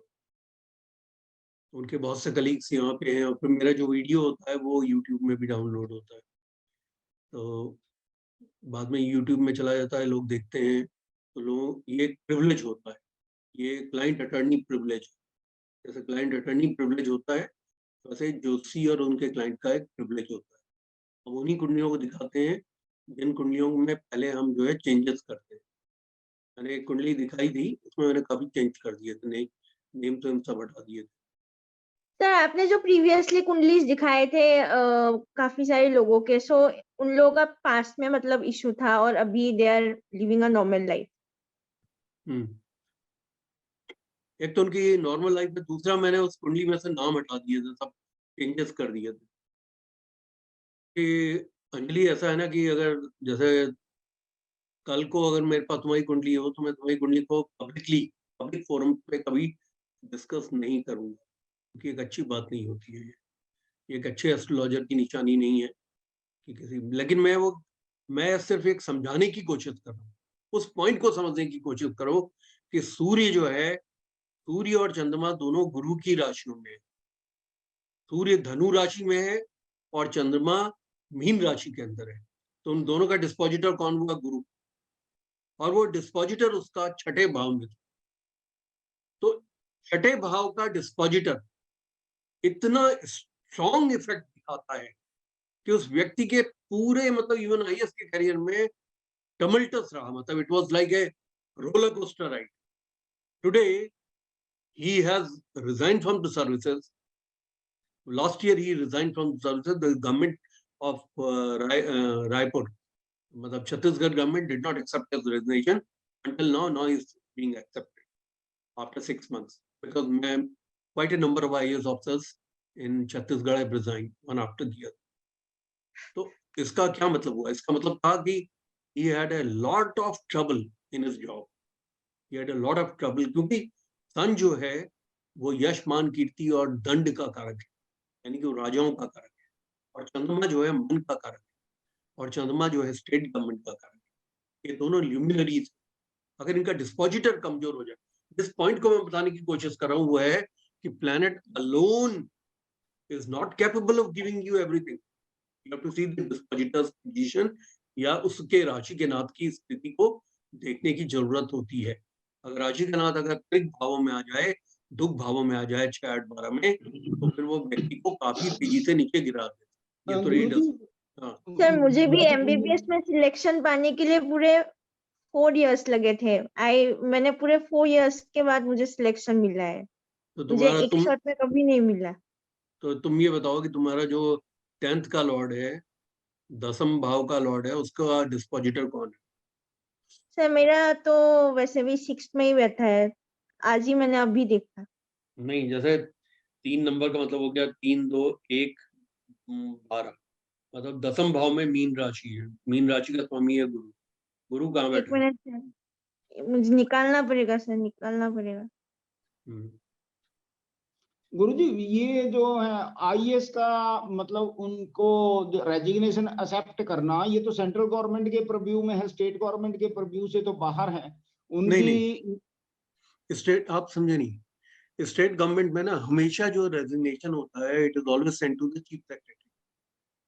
कोई भी आईएएस अधिकारी within the state resignation सीधे सेंटर में नहीं दे सकता, वो स्टेट गवर्नमेंट के अधीनस्थ होता है, लेकिन सर्विस रूल्स के अंतर्गत वो डीओपीटी सेंट्रल गवर्नमेंट के अधीन होता है, और उसको अगर डिसमिस करना है तो प्रेसिडेंट ऑफ इंडिया डिसमिस करता है। लेकिन जब वो रिजाइन करते हैं तो प्रोटोकॉल के अनुसार वो अपने स्टेट के चीफ सेक्रेटरी को रेजिग्नेशन भेजते हैं, और चीफ सेक्रेटरी उस रेजिग्नेशन को एक्सेप्ट करे या रिजेक्ट करे। जब वो एक्सेप्ट करेगा चीफ सेक्रेटरी, तब उसे डीओपीटी में वो उसको फॉरवर्ड करता है, डिपार्टमेंट ऑफ पर्सनल। मेन जो डिसीजन है वो प्रेसिडेंट ऑफ इंडिया लेते हैं क्या? नहीं, वो लेता तो काउंसिल ऑफ मिनिस्ट्री है, काउंसिल मिनिस्टर्स है, लेकिन हमेशा प्रेसिडेंट ऑफ इंडिया के नाम पे लिया है, नाम से होता है, क्योंकि इनकी पोस्टिंग ट्रांसफर ये भी जो है अपॉइंटमेंट, ये भी सारे प्रेसिडेंट ऑफ इंडिया के नाम से। नहीं, पोस्टिंग ट्रांसफर नहीं, पोस्टिंग ट्रांसफर स्टेट गवर्नमेंट के अंदर है। आईएएस वाले जो स्टेट गवर्नमेंट में पोस्ट होते हैं कार्डर में, स्टेट गवर्नमेंट के अधीनस्थ माने जाते हैं। नहीं, सर्विस रूल्स के मामले में वो सेंट्रल गवर्नमेंट के अधिकारी हैं, लेकिन ये सेंट्रल सर्विसेज नहीं है। सेंट्रल सर्विसेज हैं इंडियन, जो ग्रुप ए सर्विसेज हैं, जैसे इंडियन रेवेन्यू सर्विस है, इंडियन कस्टम सेंट्रल एक्साइज है, Indian audit and account services, ये सब सेंट्रल गवर्नमेंट की सर्विस। तो आईएएस और आईपीएस हैं, ये स्टेट गवर्नमेंट के अधिकारी होते हैं, और स्टेट गवर्नमेंट के ही रूल्स रेगुलेशन, पोस्टिंग, ट्रांसफर, ये सब इसके प्रमोशन, ये सब चलते हैं। सर आपने जो अभी इम्पोर्टेंट पॉइंट बताया, स्टेट गवर्नमेंट के लिए चंद्रमा को देखना पड़ता है ना, ओवरऑल गवर्नमेंट ऑफ इंडिया का जो जॉब है उसके लिए हमें सन को देखना पड़ता है, पर उसमें क्या हम जुपिटर को देखेंगे ही नहीं एकदम? नहीं, जुपिटर को देखेंगे ना, जुपिटर ब्यूरोक्रेसी का प्लैनेट है, जुपिटर को भी देखते हैं। तभी तो मैंने बताया ना कि उसका डिस्पोजिटर जुपिटर था, क्योंकि छठे में। तुम अपना बताओ ना अंजलि, तुम इधर उधर कहाँ जा रही हो? तुम्हारा जो है वो 10th का लॉर्ड जो गुरु है, वो गुरु कहाँ बैठा है? सर मेरा कुंडली नहीं खोल रहा है सर, मैं क्या करूं? सर मुझे पाराचलाइट 9 ही तुमने डलवाया, पाराचलाइट 9। सर मैं तो अभी आई हूँ ना, वो लैपटॉप खोलना पड़ेगा। मैंने आपको एक वो स्क्रीनशॉट भेजा था उस दिन, आपने बताया था ना सर क्लास में भेजने को, तो उसको फिर दोबारा भेज दो, फिर उसको उसी को अपने फोन से जो है दोबारा डाल दो। सर एक सेकेंड सर। सुनील जी के काफी इसमें पोस्ट आ जाते हैं, उसकी वजह से ना ये छिप जाता है। एक्चुअली बात करूंगा कि इस वाले ग्रुप में ना डाला करेंगे। तो ग्रुप में तो डालना ही नहीं है मैंने। किसमें डाला है फिर? सर आपको डालना है, आपने बोला था ग्रुप में मत डालो, पर्सनल में डालना है, ऐसे बोला था। तो मिल गया, अब मैं ग्रुप में डाल रहा हूँ उसको। नहीं गुरुजी, आप इसको आपने प्रेशराइज सॉफ्टवेयर पे खोल के वहां पता लग जाएगा कि आ गया, मैंने ग्रुप में डाल दिया। अब आप ग्रुप में देख सकते हैं। इसका जो 12th का लॉर्ड है गुरु, वो गुरु अपने 4th हाउस में बैठा है, और उसका जो 10th का लॉर्ड होना चाहिए, 10th का लॉर्ड जो गुरु है वो 4th हाउस में है। आप लोग अपने फोन में देख लें, और उसका डिस्पोजिटर बुध है। बुध नीच का होकर 10th में बैठा है। अब आप समझ गए, नीच का है, नीच का है सर। नीच का होने की वजह से उसके डिस्पोजिटर का दशम में नीच का होने की वजह से, दशम में होने की वजह से वो सक्सेसफुल हो गई है अंजलि, लेकिन उसको हमेशा मुश्किलात आई है। ये हमारा डिस्पोजिटर का सबसे अच्छा एग्जाम्पल है। आप अंजलि की सर कुंडली एक और एग्जाम्पल देती हूँ सर। इस बार नीट का एग्जाम था, उसी दिन कोविड हो गया। लास्ट टाइम भी नीट का एग्जाम था, उस टाइम भी उसी दिन कोविड हो गया। 2 साल मेरा वेस्ट हो गया सर। वो मैं इसलिए मैंने ये कोर्स ज्वाइन किया था क्योंकि कोई नहीं बता पाया रीजन क्या था। नहीं तो नीट की अब तुम्हें क्या जरूरत है, तुम तो एमबीबीएस कर चुकी हो। सर मुझे मास्टर्स करना है ना, उसके लिए तो नीट पीजी लिखना ही पड़ेगा। अच्छा, दोबारा नीट देना पड़ता। जी सर। चलो ठीक है। सर तो बहरहाल ये क्या, डिस्पोजिटर का ही हम देखेंगे ये वाले रीजन के लिए, या फिर आपने एक बार क्लास में बताया था कि कोई भी कोविड से रिलेटेड चीजें अगर है तो उसके लिए हमें चंद्रमा और राहु को देखना चाहिए। हाँ वो भी देखना चाहिए। कोविड, बात कोविड की नहीं है ना, बात ये है कि कोविड की वजह से क्या चीज इफेक्ट हुई है। अगर हम सर देखें एग्जाम कि एग्जाम इफेक्ट हुआ है तो उसका ये मतलब हुआ कि 10th हाउस इफेक्ट हुआ है, क्योंकि you are already a doctor and you are giving a NEET exam to improve your stations in life. That means you are improving your 10th house. Lord of the 10th house is Jupiter, and the dispositor of the 10th Lord, Jupiter, is Mercury, which is debilitated in the 10th house. यानी वो नीच का है। नीच का होने का असर यही होता है, बुध जो है वो फेफड़ों का भी कारक है। जो कोविड है वो फेफड़ों को इफेक्ट करता है। बुद्ध के कारकत्व भी खराब मिल रहे हैं और बुद्ध से संबंधित बुद्धि का काम वो भी खराब हो रहा है, क्योंकि इस तरह के जो एग्जाम्स होते हैं जो कि जिसमें there are choice of 3 to 4 questions and you have to get the right choice, तो मरकरी वहां plays a very important role. So any kind of mistakes that you make, you might have made some mistakes in Sir, competitive. I do mistakes, sir, in MCQs. In my UGs also, I have done mistakes. अच्छा So- Anjali एक minute मुझे आगे पढ़ाने दो, तुम अपने गुरुजी इसमें एक सवाल कि बुध का मतलब नीच भंग नहीं हो रहा, गुरु अपनी राशि को देख रहा है 4th हाउस से 10th हाउस में। नहीं, ऐसे तो गुरु और बुध का राशि परिवर्तन भी है, गुरु और बुध का राशि परिवर्तन भी है, तो नीच भंग हो रहा, तभी तो नीच भंग का असर बाद में मिलता है, तो वो बनी ना, डॉक्टरी में निकल गई ना। पहले इनको परेशानी हुई और बाद में नीच भंग हो गया, तो उसकी वजह से सिलेक्शन हुआ और बन गई, डॉक्टर बन गई। जी सर 4 years के बाद। सर ये जो नीच भंग है ये आप एक्स्ट्रा सिखाओगे ना, लाइक प्रीवियस क्लासेस में भी डिस्कस हुआ था एक बार, एक हाँ तो राजयोग आएंगे ना, नाम का बताया था। तुम आगे पढ़ाने दोगी तो सिखाएंगे। Okay sir please continue. बहुत ज्यादा क्वेश्चन पूछने से क्या होता है कि आगे का छूट जाता है। अभी हम नक्षत्र की ओके, मैं म्यूट कर रहा हूँ सबको, ताकि अब हम डिस्पोजिट के बाद हम नक्षत्र पे आ जाएं। 9 बजने वाले हैं। We got to learn the power of नक्षत्र। अच्छा आप देखो नक्षत्र का रोल क्या है। देखिए नक्षत्र जो है वो डिस्पोजिटर, एक प्लैनेट का जो डिस्पोजिटर है वो उसकी फितरत है, उसका व्यक्तित्व है, उसका पर्सनालिटी को बयान करता है, उस प्लैनेट के डिफरेंट टीनेट्स को बयान करता है, उस प्लैनेट के क्या कर गुजरने की क्षमता है उसको बयान करता है, उस प्लैनेट की स्ट्रेंथ या वीकनेसेस को बयान करता है। ये तो एक बहुत अच्छी बात है। अंजलि तुम इतने क्वेश्चन पूछती हो, लेकिन व्हाट्सएप पे तुम 2 लाइन भी मेरे लिए कुछ अच्छा नहीं लिखती हो, ये क्या चक्कर है? मतलब कम से कम जो सबसे ज्यादा नींबू निचोड़ता है उसने कम से कम 4-5 लाइनें तो प्रशंसा की लिखनी चाहिए। अच्छा चलो ठीक है, ये तो मैं मजाक कर रहा हूँ, वो तो आप लोगों के ऊपर है, जो आप लोगों को अच्छा लगे वो करें। अच्छा देखो अब हम नक्षत्र की बात। नक्षत्र क्या होता है? नक्षत्र जो है एक ग्रह का ब्रेन माना जाता है, उसका एटीट्यूड माना जाता है। देखो एक प्लैनेट है, प्लैनेट उसकी बॉडी है, प्लैनेट और जो प्लैनेट का डिस्पोजिटर है ये समझो कि हमने जैसे आटे को जैसे हम गूंथ के कोई चीज बनाते हैं ना, तो यानी कहने का तो उसमें पानी मिलाते हैं, वो उसको बना के फिर हम कोई भी फिगर बना सकते हैं, या जैसे पॉटरी मेकर जो है उसमें मिट्टी में उसमें थोड़ा सा रुई वगैरह डाल के उसको मजबूत बनाते हैं। ये जो प्लेनेट है ना, प्लेनेट की पूरी बॉडी प्लेनेट प्लस डिस्पोजिटर से बन रही है।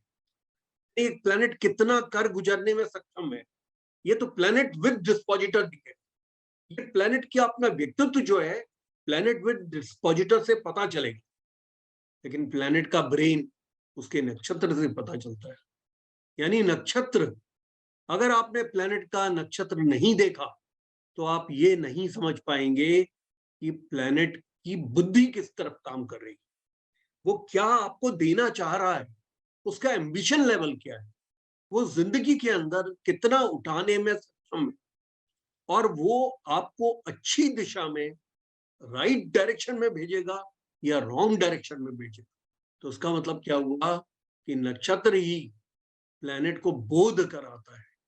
नक्षत्र उसकी बुद्धि होने की वजह से वो प्लेनेट को ये बोध कराता है कि क्या अच्छा है और क्या बुरा है। वो उसको बताता है कि किस डायरेक्शन में काम को करना है। इसके लिए मैं कुंडली वगैरह खोल के एग्जाम्पल को आगे बढ़ाऊंगा। मैं आप लोगों के सामने शेयर कर रहा हूँ स्क्रीन। ये देखिए, ये हॉरोस्कोप है मिस्टर अनिल अंबानी की। देखिए, सेलिब्रिटी हॉरोस्कोप को हम नाम लेके बता सकते हैं।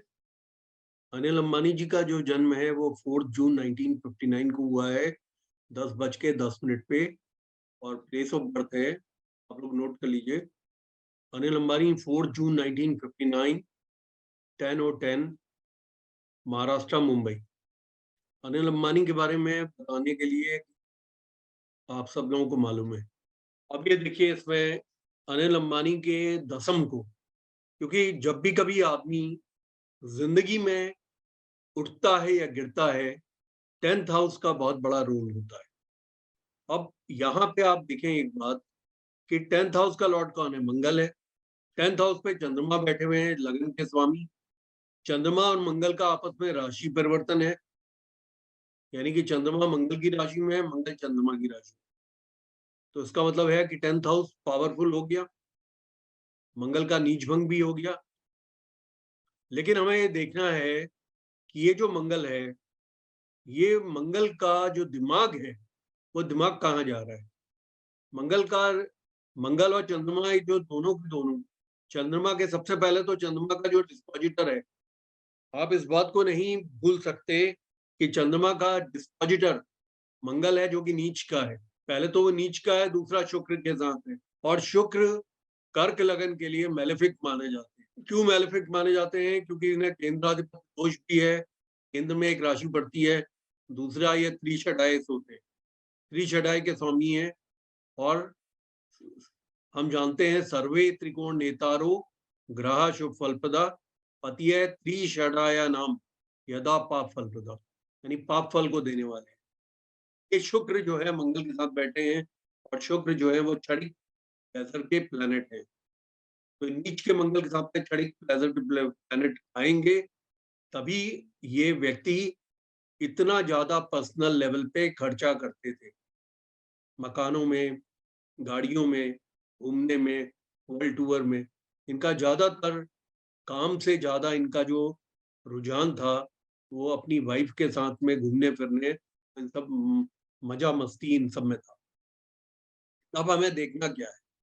हमको ये देखना है कि चंद्रमा के दिमाग कौन है। चंद्रमा के जो दिमाग हैं, यानी उनके जो नक्षत्र हैं, भरणी है। भरणी का मतलब शुक्र हो गए, शुक्र इनके नक्षत्र के स्वामी हो गए, और शुक्र लगन पे बैठ गए। लगन व्यक्ति का सेल्फ होता है। इसका होता है शुक्र के लगन पर बैठने की वजह से इस व्यक्ति का पूर्ण रुझान शुक्र संबंधित चीजें होगी, यानी प्लेजरेबल चीजें होगी, क्षणिक प्लेजर की चीजें हो गया, आलस हो गया, क्षणिक प्लेजर की चीजें हो गई, ये सब हो गया। इसके अलावा हमें देखना होता है कि जो मंगल है, चंद्रमा का चूंकि मंगल के साथ युति बन रही है, चंद्रमा मंगल का राशि परिवर्तन है, तो आपको देखना होता है मंगल के नक्षत्र कौन है। मंगल का जो दिमाग है वो पुष्य नक्षत्र है, यानी शनि का नक्षत्र है। शनि यानी कि मंगल का दिमाग शनि का है, और शनि इस कर्क लगन के लिए फंक्शनल मेलिफिक होते हैं, क्योंकि वो 7th के लॉर्ड होते हैं, मार्केश होते हैं और साथ में अष्टमेश होते हैं, यानी कि काफी नेगेटिव प्लैनेट होते हैं। और वो बैठे कहाँ हैं? छठे भाव में, यानी कि त्रिक भाव में बैठे। तो उसका मतलब ऐसे आदमी की लीडरशिप में कमजोरी दे देंगे, उसके सोच विचार में कमियां देंगे। त्रिक भाव क्या है? दुख के भाव है। तो डिसीजन मेकिंग में एरर्स क्रिएट करेंगे और उन एरर्स के चलते ये आदमी बराबर की संपत्ति मुकेश अंबानी जी के साथ मिली हुई थी, लेकिन उस बराबर की संपत्ति के बावजूद ये नीचे गिरते चले गए और इसके बाद बैंकरप्ट हो गए। आपको समझ में आ रही है बात कि नक्षत्र का कितना बड़ा रोल होता है? नक्षत्र जो है मंगल का, मंगल इसमें दशमेश है, इसलिए बहुत महत्वपूर्ण प्लैनेट है। एक तो दशमेश होके वो नीच के हो गए, इनका डिस्पोजिटर चंद्रमा है, 10वें भाव पे बैठा है, युति बना रहा है इनके साथ, लेकिन चंद्रमा भी बंडी नक्षत्र का है, यानी कि शुक्र के नक्षत्र का है, यानी उसका दिमाग भी प्लेजरेबल चीजों का है, शॉर्ट टर्म प्लेजर्स का है, यानी गाड़ियों का है, मस्ती का है, घूमने फिरने का है, खाने पीने का है, तो बिजनेस माइंडेड नहीं हुआ। साथ में इस मंगल का नक्षत्र का स्वामी जो है वो कुख्य हो गया, यानी शनि का, और शनि त्रिक भाव में बैठ गए, यानी कि दुख भाव में बैठ गए। अब इसी मंगल और चंद्रमा के नक्षत्र को के डिस्पोजिटर को यहाँ दिखना होता है। मंगल का डिस्पोजिटर यहाँ पे बुध है, मंगल का डिस्पोजिटर यहाँ बुध है, जो कि त्रिषडाय भाव में बैठा है और अच्छा नहीं है।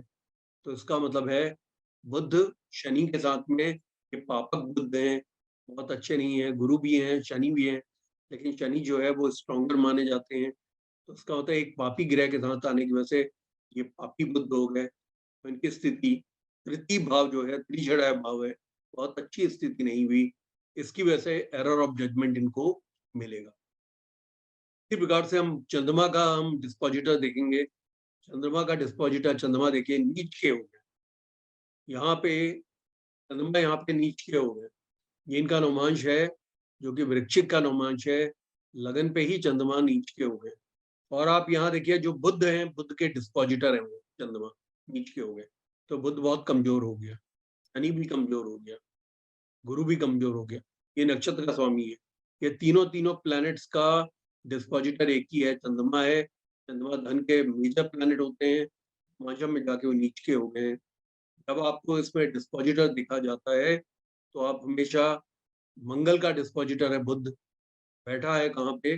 चंद्रमा की राशि में, जो चंद्रमा नीच के हैं लगन पे, यानी कि ये बुध एरर ऑफ जजमेंट करेगा और इसको नुकसान होगा चंद्रमा के नीच के हो जाने से। और नुकसान किस चीज का होगा? मन का नुकसान होगा, हैप्पीनेस का नुकसान होगा और धन का नुकसान होगा। और आपको शनि को देखना होता है, क्योंकि शनि जो है मंगल के नक्षत्र के स्वामी है। शनि जो है यहाँ चंद्रमा की राशि में तो बैठे हैं, 9वें भाव में तो बैठे हैं, यानी कि अच्छे भाव में शनि बैठे हैं, पिता के भाव में बैठे हैं, लेकिन उनका डिस्पोजिटर पुनः नीच का है, यानी कि कमजोर हो गया। इसके अलावा आपको चंद्रमा के नक्षत्र को देखना है। चंद्रमा का नक्षत्र भरणी है, शुक्र है। अब देखिए शुक्र यहाँ पे 10वें भाव में बैठे हैं, बैठे तो अच्छे हैं, लेकिन उनका डिस्पोजिटर कौन है? सूर्य है। और सूर्य आप देखिए राहु के साथ बैठ गया और अष्टमगत है। अष्टम भाव जो है त्रिक भाव है, 6, 8, 12। इसका मतलब प्रिडिक्शन करने में आपको डिस्पोजिटर को भी देखना है और नक्षत्र के डिस्पोजिटर को भी देखना है और नक्षत्र के स्वामी को भी देखना है। आपने इस तरीके से आपने देखना है। इसका मतलब डिस्पोजिटर का जो रोल है वो बहुत महत्वपूर्ण होता है। आप एक बात ये देखिए, जो मंगल है, जो भूमि पुत्र है, जो एक तरह से एसेट्स के कारक हैं, कर्क लगन के लिए योगाकारी हैं, उन मंगल के नक्षत्र के स्वामी शनि पिता भाव में नवमांश के अंदर बैठे हुए हैं। तो ये बताते हैं पिता से आने वाले सुख को बयान करते हैं, धन आने को बयान करते हैं, लेकिन उनके डिस्पोजिटर के नीच के हो जाने की वजह से उस धन को वो संभाल नहीं पाते। एरर ऑफ जजमेंट में लेके चलेगा। आप लोग अपने आप को अनम्यूट करके पूछ सकते हैं इनकी कुंडली में, अगर आपने कुछ पूछना है। और आप देखिए नक्षत्र के टाइम पे ही इनको, जिस समय शनि की महादशा चली है, उसी टाइम पे बैंकरप्सी की तरफ गए। शनि में शनि चल रहा है, 7 अक्टूबर 2019 से इनको शनि की महादशा आई है। शनि की महादशा में ही आप देखिए सारा इनके साथ में नुकसान पे नुकसान हुए। मतलब इनको नुकसान वैसे छिद्र दशा में हुआ है।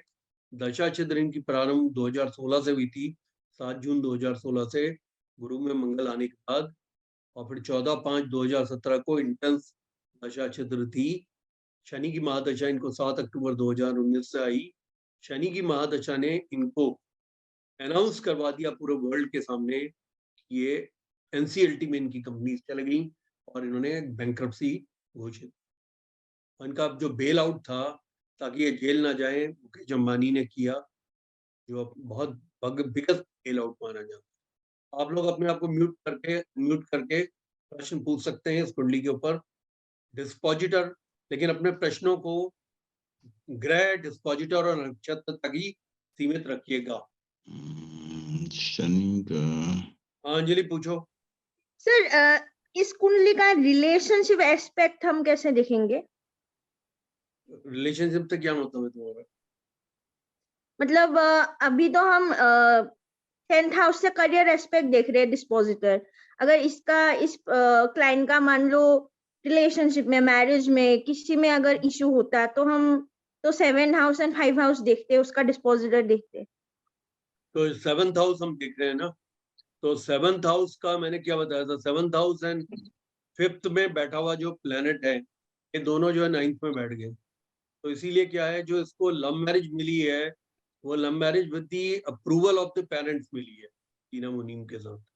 इसके लॉर्ड्स, या तो इसके लॉर्ड्स होने चाहिए, lords of the 5th house, lords of the 7th house. 5th house का जो लॉर्ड है वो मंगल है, वो शुक्र के साथ बैठा है। मैंने क्या बताया था कि लव मैरिज के जो प्लैनेट्स होते हैं वो चंद्रमा और शुक्र होते हैं। 5th का लॉर्ड जो है शुक्र कारक होते हैं नवमांशा के। मंगल जो है शुक्र के साथ में लगन पे बैठा हुआ है, इस वजह से चंद्रमा की राशि में, और चंद्रमा के साथ उसका राशि परिवर्तन है, एक युति बन जाती है। इसलिए 5th के लॉर्ड का चंद्रमा और शुक्र से संबंध होना लव मैरिज कराता है। कल की क्लास में मैंने आप लोगों को बताया है। इसके अलावा मैंने बताया कि दूसरा नियम ये होता है कि 5th का जो लॉर्ड है और 7th का लॉर्ड है, 5th का लॉर्ड है मंगल, 7th का लॉर्ड है शनि, इनका आपस में कोई संबंध बनना चाहिए। मंगल और शनि का संबंध यहाँ पे जाके बनता है कि शनि की तृतीय दृष्टि मंगल पे पड़ रही है। शनि जो है मंगल को देख रहा है 3rd एस्पेक्ट से। शनि की जो 3 दृष्टियां होती है, तीसरी, 7वीं, 10वीं, तो मंगल शनि का 3rd एस्पेक्ट 1 2 3 मंगल पे पड़ रहा है। लेकिन इसके अलावा यहाँ पे जो बैठे हुए प्लैनेट हैं, यहाँ का जो लॉर्ड है और यहाँ बैठे हुए प्लैनेट दोनों साथ में 9th हाउस में बैठे हैं, जो इस बात को फिर पुनः बताते हैं कि क्योंकि बैठे हुए प्लैनेट्स की इफेक्ट करते हैं। यहाँ पे पोजिटेड जो प्लैनेट है वो जुपिटर है और यहाँ का जो लॉर्ड है वो शनि है, ये दोनों ही 9th हाउस में बैठे हैं। तो इनकी लव मैरिज ऐसे एज सच नहीं हुई, बल्कि with the approval of the parents हुई है। इन्होंने कोई घर से भाग के शादी नहीं की है। ये है। Okay sir, thank you. हाँ जगदीश सेन साहब, आप कुछ पूछ रहे थे। गुरुजी मैं तो यही पूछ रहा था कि भाई ये जो है शनि की महादशा के अंदर इनकी दुर्दशा हुई, तो शनि 8th हाउस का लॉर्ड है D1 के अंदर, और 7th और 8th का लॉर्ड है, और 7th और 8th के लॉर्ड की वजह से इसका, क्योंकि 8th हाउस वर्स्ट माना जाता है, तो इसलिए इसकी दशा के अंदर ये ऐसा हुआ है। और शनि का डिस्पोजिटर भी अगर आपने केतु है। फंक्शनल मैलिफिक वाली क्लास का अगर आप नोट देखेंगे तो मैंने आपको बताया कि कर्क लगन के लिए शनि काफी प्रबल फंक्शनल मैलिफिक होते हैं। मैंने आप लोगों को बताया है कि कर्क लगन में मैलिफिक भी हैं, लेकिन ये हाउस भी तो खराब हो गया ना गुरुजी। हाउस भी तो देखो ना, 8th हाउस आ गया, 8th हाउस आ गया और 7th हाउस भी आ गया, मार्केश मार्केज आ गया, और त्रिक भाव आ गया सबसे वर्स्ट, और वो प्लेस्ड जो है त्रिक में है, और उसका जो एस्पेक्ट है वो 8th हाउस को है, और ग्रह जिस भाव पे प्लेस्ड तो ठीक है। अगर ये 6th में है, 8th का लॉर्ड 6th में है, तो ये विपरीत राजयोग में आ गया ना। आपको सबसे पहले ये समझना होगा कि जब भी ग्रह किसी भाव को, अपने 2 भावों में से एक भाव को देखता है, वो भाव जरूरत से ज्यादा स्ट्रॉन्ग माना जाता है। यानी कहने का मतलब है सप्तम और अष्टम में से अष्टम भाव ज्यादा प्रबल हो जाएगा, ज्यादा प्रबल शनि की दृष्टि है। अब विपरीत राजयोग अगर ना होता इसका, तो इसको इतनी धन संपत्ति नहीं मिलती। अगर ये विपरीत राजयोग की स्थिति ना बनती और गुरु जो है पंचम में, नवम का लॉर्ड होके पंचम में बैठकर नवम भाव पे दृष्टि न रख रहा होता तो, और एकादश भाव पे सप्तम दृष्टि ना रख रहा होता, लगन पे नवम दृष्टि ना रख रहा होता उच्च की, तो इस व्यक्ति को इतनी धन संपदा पिता के द्वारा नहीं मिलती। और पिता का जो प्लैनेट है सूर्य, वो लाभ भाव में गेन के हाउस में है। अगर वो गेन के हाउस में ना होता तो इतना ज्यादा धन 7,000 करोड़ रुपया इनको मिला पिता के बाद में, और 7,000 करोड़ जो है वो इनके ब्रदर को भी मिला। इन दोनों को इतना इतना पैसा मिला, लेकिन वो संभाल नहीं पाए, मुकेश अंबानी ने उसको उठा दिया। तो कर्क What is लगन के लिए the current consequences of his business, sir? Like अगर एकदम current state देखा जाए तो करंट स्टेट में देखो, शनि में बुध का अंतर है। अभी 10 अक्टूबर 2022 से प्रारंभ होगा। बुध अगर इनका देखो तो बुध की एक राशि इनकी, बुध कर्क लगन के लिए सबसे नेगेटिव प्लैनेट माने जाते हैं। बुध इसमें 12th के लॉर्ड हैं और 3rd के लॉर्ड, थर्ड हाउस जो है त्रिछड़ाए हैं और 12th हाउस लॉस के भाव है। और बुध लॉस के भाव के स्वामी होके इनके 11th हाउस में बैठे हैं, तो ये बुध इनको बहुत नुकसान पहुंचाने वाले हैं। इसी वजह से क्या हुआ है, सर इसमें जुपिटर जो है द्वितीय सर एकादश दोनों को देख रहा है ना। जुपिटर जो है किसको देख रहा है? द्वितीय और एकादश दोनों को देख रहा है। जुपिटर की द्वितीयेश पे भी दृष्टि है और जुपिटर की एकादश पे भी दृष्टि। ये आपने अच्छा बताया। और जुपिटर इनके उच्च के हो जाते हैं आगे जाके। लेकिन आपको बताएं इसमें क्या है कि गुरु जो है कर्क लगन के लिए, गुरु की जो मूल त्रिकोण राशि है वो त्रिषडाई में पड़ती है। एक भाग्य भाव में पड़ती है तो साथ में दूसरी त्रिषडाई में भी पड़ती है। यानी गुरु ने मिक्स्ड, गुरु कर्क लगन वालों को मिक्स्ड रिजल्ट देता है, क्योंकि मूल त्रिकोण राशि इसकी त्रिषडाई में पड़ जाती है 3, 6, 11 में। इसलिए गुरु इतने शुभ नहीं होते। अगर वो विपरीत राजयोग की स्थिति में होते, सपोज गुरु अगर सपोज यहाँ बैठे होते, यहाँ बैठे होते और देख रहे होते, तब इनकी स्थिति ज्यादा अच्छी होती। लेकिन ये गुरु के यहाँ बैठने से और गुरु की दृष्टि, आप एक बात आप देखिए कि इनकी संतान को लेकर के आप देखेंगे कि बहुत अच्छे परिणाम इनको नहीं मिले। जबकि आप देखिए मुकेश अंबानी जी की संतान को बड़ी बड़ी कंपनियों की ओनरशिप दे दी गई है। अब मुझे तो क्या इस कुंडली का कोई इलाज नहीं है? मतलब ये हमेशा नुकसान में ही रहेंगे? नुकसान में कहाँ रहे? इतने साल तो आज उम्र इनकी हो गई होगी 55-56 की, तो इतने साल तो इन्होंने मस्ती की है ना।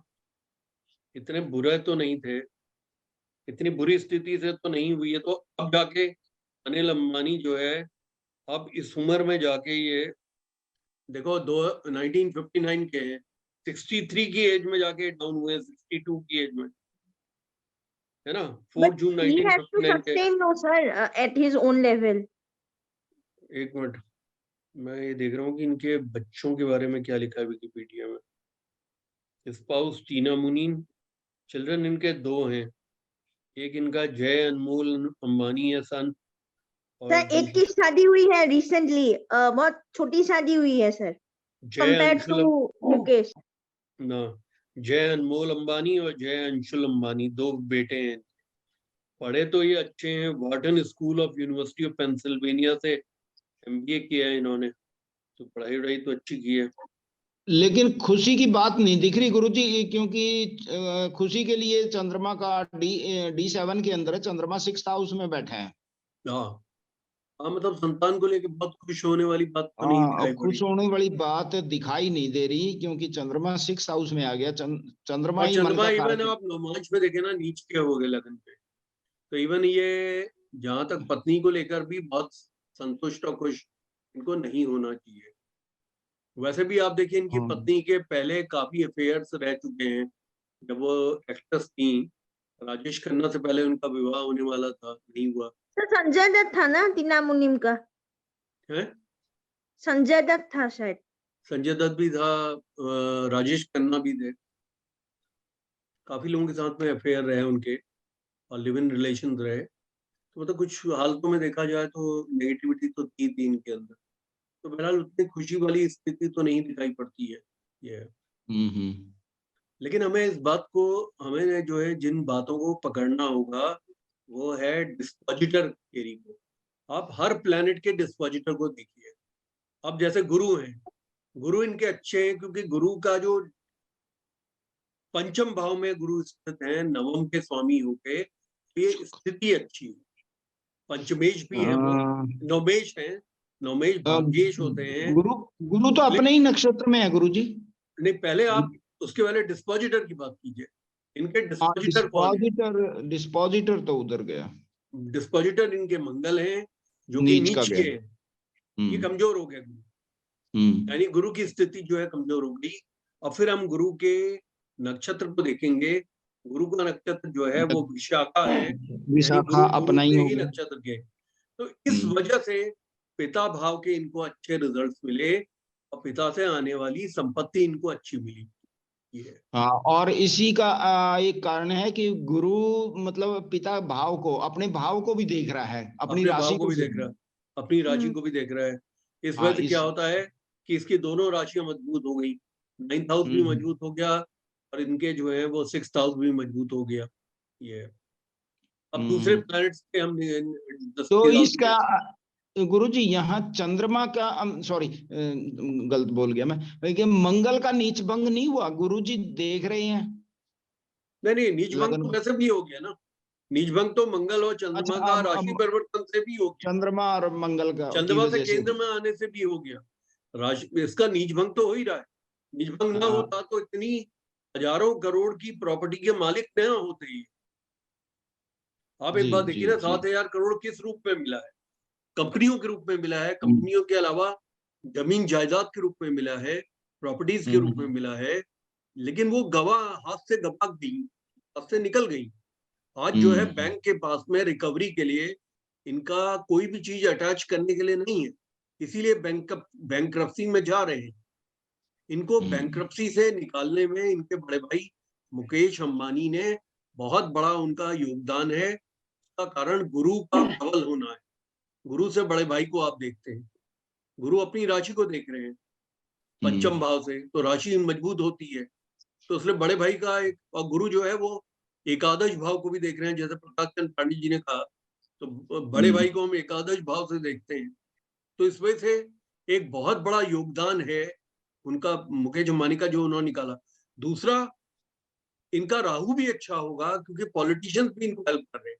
जब आप देखिए, जिस समय हमारी जो अभी हमने जो ये प्लेन खरीदा था, राफेल खरीदा हमने फ्रांस से, तो राफेल के प्रोडक्शन के लिए जो फैसिलिटीज वगैरह डिफेंस सेक्टर में बनाने का की बात आई, तो अनिल अंबानी की कंपनी को दे दिया गया वो कॉन्ट्रैक्ट। जबकि अनिल अंबानी की बाकी कंपनियां एनसीएलटी में जा रही हैं और उसमें जा रही हैं बैंकरप्सी में। तो उसका मतलब पॉलिटिशियंस के द्वारा इनको बहुत बड़ा सहयोग दिया जा रहा है जो एग्जिस्टिंग सरकार के द्वारा। तो ये कौन सा ग्रह दिखाता है गुरु जी? ये हमेशा राहु, आप समझिए, जब भी पॉलिटिशियंस आप हेल्प मिलेगी तो राहु और शनि की वजह से मिलेगी। इसका मतलब है हमें देखना होगा कि शनि, देखिए शनि का जो नक्षत्र का स्वामी है वो मूला है, केतु है, और जो कि भाग्य में बैठा है। केतु जो है 9th हाउस में, उसकी पोजीशन 11th हाउस में अच्छी मानी जाती है क्योंकि केतु आदित्य योग बनता है, धर्मों के काम करके आदमी को बढ़ाता है। राहु का आप नक्षत्र देखिए, राहु हस्ता नक्षत्र का है, यानी चंद्रमा के नक्षत्र का है, और चंद्रमा इनका लग्नेश है। और देखिए इनको जो है लगन आदमी का सेल्फ होता है, लगन ही प्रोटेक्टर है। दोनों उठा रहे हैं इसको, दोनों उठा रहे हैं। राहु और शनि इनको उठाने की कोशिश कर रहे हैं। इसीलिए आप देखिए राफेल के सौदे के बाद जब ये बात पता चली कि इसके प्रोडक्शन के लिए उसके राफेल के बहुत से इक्विपमेंट को बनाने का कॉन्ट्रैक्ट अनिल अंबानी की कंपनी को दे दिया गया है, तो कांग्रेस ने जी तोड़ लगा के इस मुद्दे को उठाने की कोशिश की, सुप्रीम कोर्ट तक गए, लेकिन वहां से सब जगह से कांग्रेस को हार का सामना करना पड़ा और ये कॉन्ट्रैक्ट नहीं उनके हाथ से लिया गया। अनिल अंबानी के पास अभी भी वो कॉन्ट्रैक्ट है कंसर्निंग दूसरा, अनिल अंबानी के पास में आज की डेट में रेलवे के इंजन्स में जो पहिए लगते हैं, मेरे क्लाइंट हैं वो रेलवे को सप्लाई करते हैं, उन्होंने ही मुझे बताया है कि आज की डेट में ये जो कॉन्ट्रैक्ट है रेलवे के इंजनों को बनाने का, इंजन में जो पहिए लगते हैं उनको बनाने का, वो अनिल अंबानी की कंपनी को दिया गया। सर ये क्या बहुत रेकलेस डिसीजन मेकर है क्या सर? क्योंकि चंद्रमा एरीज का है और ये इंटरचेंज भी हो गया, मून में मार्स में चला गया। हाँ, ये बहुत इम्पल्सिव डिसीजन मेकर है सर एक पर्सन का डिसीजन मेकिंग हम स्पेशली अगर कोई पूछता है तो किससे देखेंगे सर? क्योंकि चंद्रमा से देखेंगे कि जुपिटर से देखेंगे? देखिए, एक तो ये अनिल अंबानी की कंपनी रिलायंस इंफ्रास्ट्रक्चर को मोदी सरकार के द्वारा 648 करोड़ का न्यू ग्रीनफील्ड एयरपोर्ट बनाने का कॉन्ट्रैक्ट अवार्ड हुआ है रिसेंटली गुजरात के अंदर। मतलब ये अपने आप में इस बात को लेकर भी सरकार के मतलब कांग्रेस ने बड़ा हल्ला किया था कि इतना बड़ा प्रोजेक्ट 648 करोड़ का प्रोजेक्ट जो सरकार के हाथ में था, वो कॉन्ट्रैक्ट जो है आपने एक ऐसी कंपनी को दे दिया है जिस कंपनी के बहुत सी कंपनियां जिसकी जो है उसमें जा चुकी हैं एनसीएलटी में और उसमें चली जाएगी। लेकिन आप जानते हैं कि मोदी सरकार कोई भी डिसीजन लेती है तो उस डिसीजन को कभी बैकआउट नहीं करती और इस बात की परवाह नहीं करती कि लोग क्या कहेंगे। तो ये अनिल अंबानी को उठाने की पूरी चेष्टा सरकार के द्वारा की जा रही है ताकि इस व्यक्ति के लोन्स वगैरह पे ऑफ हो सके और ये व्यक्ति जो है दोबारा फिर से खड़ा हो सके। उसका जो कारण मुझे समझ में आ रहा है वो है कि लगन और दशमकार युति होना, उनका राशि परिवर्तन होना और मंगल का नीच भंग हो जाना लगन पे। मंगल योगाकारी प्लैनेट माने जाते हैं, पंचमेश और दशमेश हो जाते हैं। उनका इतना पावरफुल होना और यहाँ नवमांशा में लाभ भाव में होना, ये भी एक कारण, और नवमांशपति होना, यदि नवमांशपति का होता नवमांश के लगन के स्वामी होकर लाभ में बैठ जाना, ये कारण है कि इस तरह से उनको डिवाइन हेल्प मिल रही है। और जो अंजलि ने अब ये पूछा कि क्या पूछा था, अंजलि दोबारा रिपीट करो। सर डिसीजन मेकिंग कैपेसिटी किसी भी कुंडली में कौन से एस्पेक्ट से देखेंगे सर? लग्नेश से, लगन के स्वामी से। हमेशा लगन के स्वामी पे पड़ने वाले इन्फ्लुएंसेस आदमी के डिसीजन मेकिंग को बताते हैं। यहाँ पे जैसे मंगल और चंद्रमा और शुक्र हैं, ये तीन प्लैनेट लगन को सबसे ज्यादा इफेक्ट कर रहे हैं और चौथा इफेक्ट इस पे गुरु का भी पड़ रहा है नवम दृष्टि के द्वारा। तो इसका मतलब है कि ये इस तरीके से ये इफेक्ट इसको मिलेगा। इसका मतलब है कि गुरु का एस्पेक्ट हमेशा शुभ होता है, शुक्र और मंगल को गुरु का एस्पेक्ट मिल रहा है, नवम एस्पेक्ट जो अपने आप में बहुत पावरफुल है, बनाता है इन दोनों को। और गुरु का एस्पेक्ट जो है सूर्य पे भी है, द्वितीयेश पे और द्वादशेश पे। सूर्य का एस्पेक्ट गुरु का बहुत अच्छा है, गुरु का एस्पेक्ट केतु पे भी है, ये भी बहुत अच्छा एस्पेक्ट है। और इसके अलावा जो लगन पे पड़ने वाला प्रभाव है वो सबसे पावरफुल प्रभाव चंद्रमा और मंगल का राशि परिवर्तन योग है और मंगल का नीचभंग राजयोग है। और शुक्र की स्थिति लाभेश होकर वहां बैठ जाना, चतुर्थेश होकर वहां बैठ जाना, यानी कि वो फंक्शनल मैलेफिक होने के बावजूद इस कुंडली का एक शुभ ग्रह होकर वो बैठा हुआ है, गुरु से एस्पेक्टेड है, तो उसके बिहेवियर पे इन सब प्लैनेट्स का असर होगा। गुरु के द्वारा वो संस्कारी व्यक्ति बनता है और मंगल और चंद्रमा के राशि परिवर्तन की वजह से ये व्यक्ति बहुत इंपल्सिव डिसीजन मेकर बनता है और बहुत जल्दबाजी में काम करने वाला और गुस्से वाला व्यक्ति बनता है। और शुक्र के प्रभाव से ये व्यक्ति बहुत क्षणिक प्लेजर में यानी प्लेजरेबल चीजों में ज्यादा लिप्त होने की तरफ को जाता है। ये गुरुजी शुक्र को तो यहाँ केंद्राधिपति दोष भी तो लग रहा है कि शुभ ग्रह है और केंद्र। हाँ, तो मैंने तभी बोला ना फंक्शनल मैलेफिक। तभी तो मैं कह रहा हूँ फंक्शनल मेलेफिक है शुक्र, मैं तो ये बात बोल रहा हूँ। फंक्शनल मेलेफिक है क्योंकि वो त्रिषडायश हैं और वो जो है चतुर्थेश हैं, तो इन सबका तो प्रॉब्लम उसको है, लेकिन हमें नहीं भूलना चाहिए कि वो लाभेश भी है, और लाभेश होके वो लगन पे बैठे हैं। तो कोई भी प्लैनेट लाभेश और चतुर्थेश होकर अगर बैठेगा तो वो जो उसके अंदर दोष है वो दोष भी दिखेगा, लेकिन इस बात को भी वो दिखाएगा कि वो चतुर्थ भाव का स्वामी है। चतुर्थ भाव का स्वामी लगन पे बैठ जाएगा तो व्यक्ति के एसेट्स को बढ़ाएगा, और फंक्शनल मेलेफिक होके उस एसेट्स को स्क्वेंडर भी करेगा, यानी उसको बिकवाली भी करेगा, लाभ की स्थितियों को पैदा भी करेगा, तो साथ में लाभ की स्थितियों को स्क्वेंडर करेगा, यानी उनकी बिकवाली कराएगा, उसको नुकसान मिल जाएगा। सबसे बड़ा जो नुकसान हुआ था अनिल अंबानी को वो रिलायंस पावर में हुआ था। आप लोगों को याद होगा, रिलायंस पावर जो इनकी कंपनी लॉन्च हुई थी, शेयर्स वगैरह जो हैं बुरी तरह से गिर गए थे बाद में, और वो इनका प्रोजेक्ट इनका बहुत बुरी तरह से फेल हो गया था। तो सर टेलीकॉम भी तो फेल हो गया ना, रिलायंस का मोबाइल। रिलायंस का मोबाइल तो मुकेश अंबानी का है। तो पहले रिलायंस था ना जो फ्री था ना लाइफ टाइम के लिए। वो अनिल अंबानी का था। जी सर, जियो तो अभी आया है मुकेश अंबानी का, इसने तो एक छोटी कंपनी खरीद के रखी थी बहुत पहले न्यूज एक्स के साथ। ये पहले रिलायंस था ना, Reliance network, life time free देते थे। हाँ, ये याद आ गया मुझे। ये कोई 2007 की बात है, 6 की बात है या 5 की बात है, 3, 4, 5 की बात है, 2000 से पहले की बात भी हो सकती है। इसको एयरक्राफ्ट का जो कॉन्ट्रैक्ट साइन हुआ है रिलायंस को, डिफेंस की डील, वो रिलायंस डिफेंस को मिली है, अनिल अंबानी की कंपनी को, जो कि 30,000 करोड़ की है। राफेल वाली जो डील में इसको मिला है, इनकी कंपनी है रिलायंस डिफेंस। इसको इतना बड़ा कॉन्ट्रैक्ट जो है सरकार ने दिया है, तो सरकार चाह रही है कि ये किसी तरह से अपने पांवों पे खड़ा हो जाए।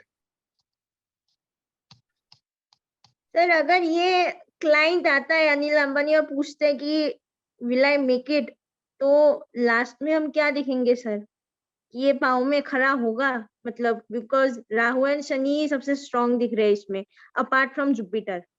हाँ, तो एक्चुअली हम जो है ना, शनि कभी विपरीत राजयोग की स्थिति आती है तो हमेशा याद रखना कि जो शनि है विपरीत परिस्थितियां पैदा करने के बाद आदमी को उठाता है।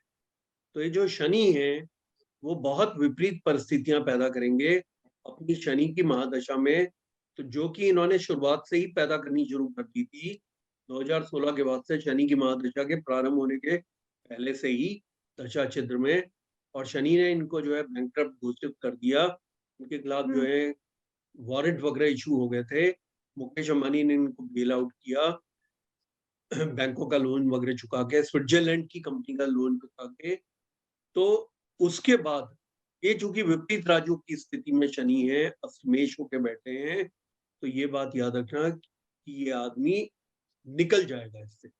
विपरीत राजयोग वाले योग लोग जो हैं बहुत तकलीफों के बीच में जाने के बाद निकल के बाहर आ जाते हैं। इसमें क्या है, टेंडेंसी लॉ क्या है, bad planet in a bad house both suffer, the planet suffer as well as the house suffers, but at last they shine। they दोनों shine। बैड है तो मतलब the native gains in that, या native को sir gain होता है। Sir 2030 में sir Shani में मून आ रहा है सर, तब तक शायद इम्प्रूव है। 2029 में शनि में सन आ रहा है, शनि में नहीं, वेनस है। ये आदमी, इस आदमी को ना देखना इम्प्रूवमेंट आना शुरू हो जाएगा वीनस आती, वीनस जो है वो 26 में आ रहा है।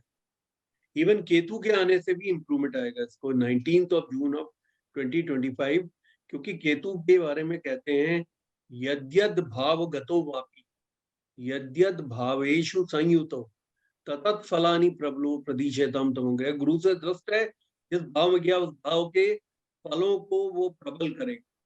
2025 में 19 जून को जब ये केतु आएगा तो ये नवम भाग्य भाव में बैठ के भाग्य भाव के फलों को बढ़ाएगा और इसका संबंध जो है आगे जाके, और पुरुषोत्तम नवमांश का है, ये केतु जो है गुरु के नवमांश का है।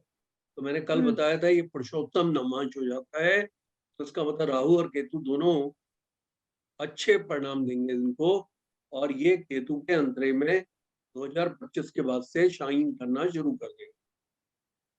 सर वैसे न्यूमरोलॉजी वाइज ये 4 and 7 कॉम्बिनेशन बनाता है, सो वैसे भी ये स्ट्रॉन्ग एस्पेक्ट रहेगा इन दोनों का, राहु केतु का। 7 कहाँ से निकला? सर डेस्टिनी नंबर 7 है शायद इसका, और ये तो पूरा 4 ही है इसका। क्या क्या जोड़ा? 4 में 6 जोड़ा, 4 6 10, 10 में 7 फिर है, एक 4 and 7 है और आगे। 1959 का टोटल हो गया, 9 1 10, 10 और 5 15, 15 और 9 24, 4 2 6, 6 6 12, 12 4 16, तो 7 आ रहा है डेस्टिनी नंबर। हाँ सर, राहु केतु का कॉम्बिनेशन है वैसे भी इसका। नेपच्यून का नंबर है 7।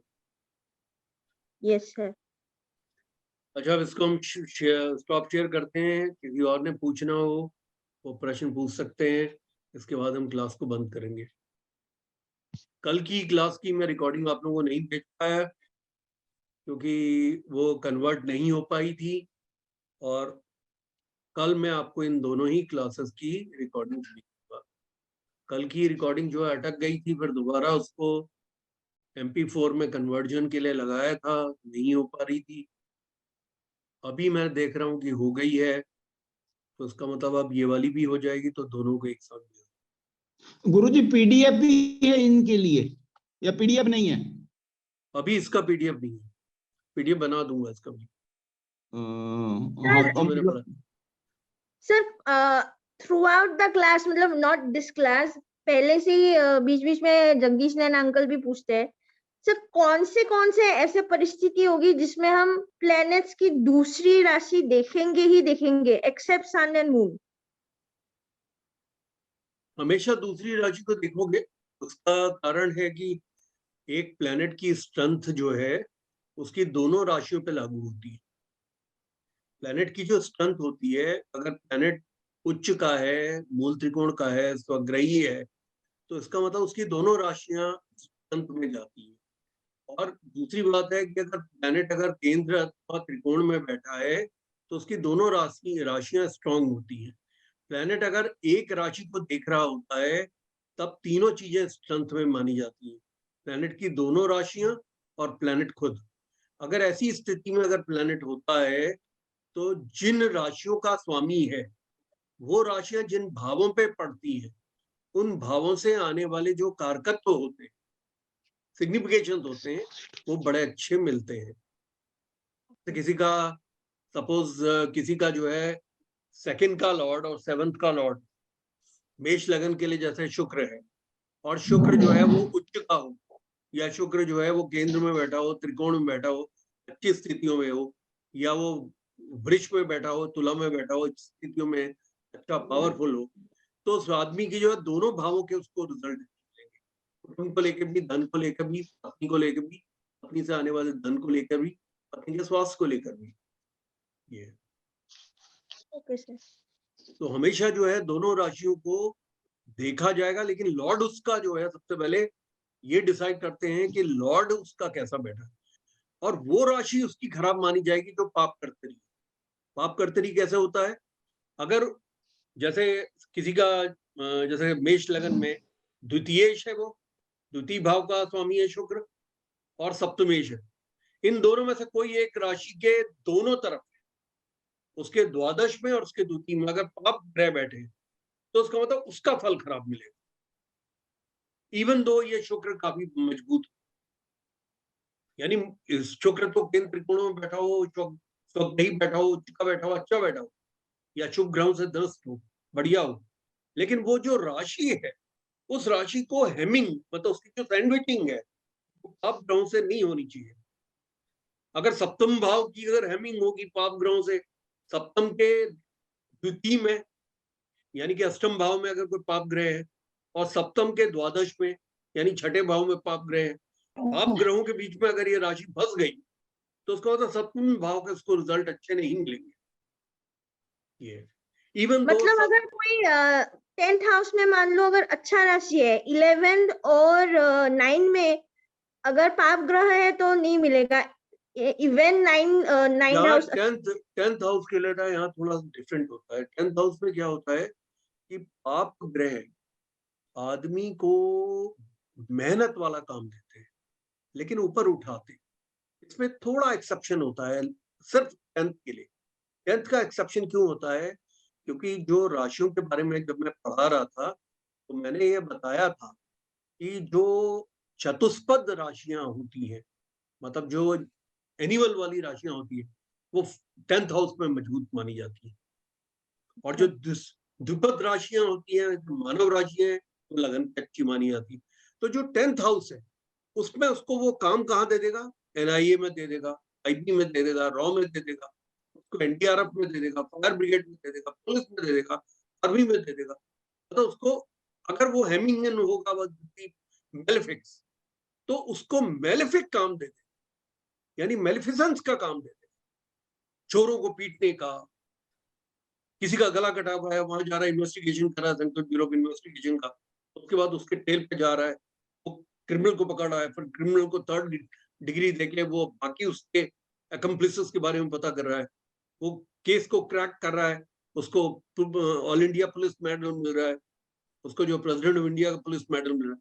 लेकिन एक बात है, हेमिंग का एक असर जरूर उसके जीवन में आएगा। उसके जीवन में कई बार सस्पेंशन की स्थितियां आ जाएंगी, उसके जीवन में कई बार उसके अफसर उस पर चिल्लाएंगे, उससे कहेंगे तुम्हारे पास केस जो है पिछले 6 महीने से, CBI को इतना बड़ी रेपुटेशन है और तुमने इस केस को, जैसे वो जो CBI के अधिकारी थे जिस समय आरुषि कांड हुआ था, आरुषि हत्याकांड हुआ था वहां नोएडा का, इसमें माता पिता को डेंटिस्ट, माता पिता फंस गए थे, याद है? आरुषि हत्याकांड हुआ था जिसमें माता पिता डेंटिस्ट थे और उनको सजा हो गई थी, मालूम है तुम्हें?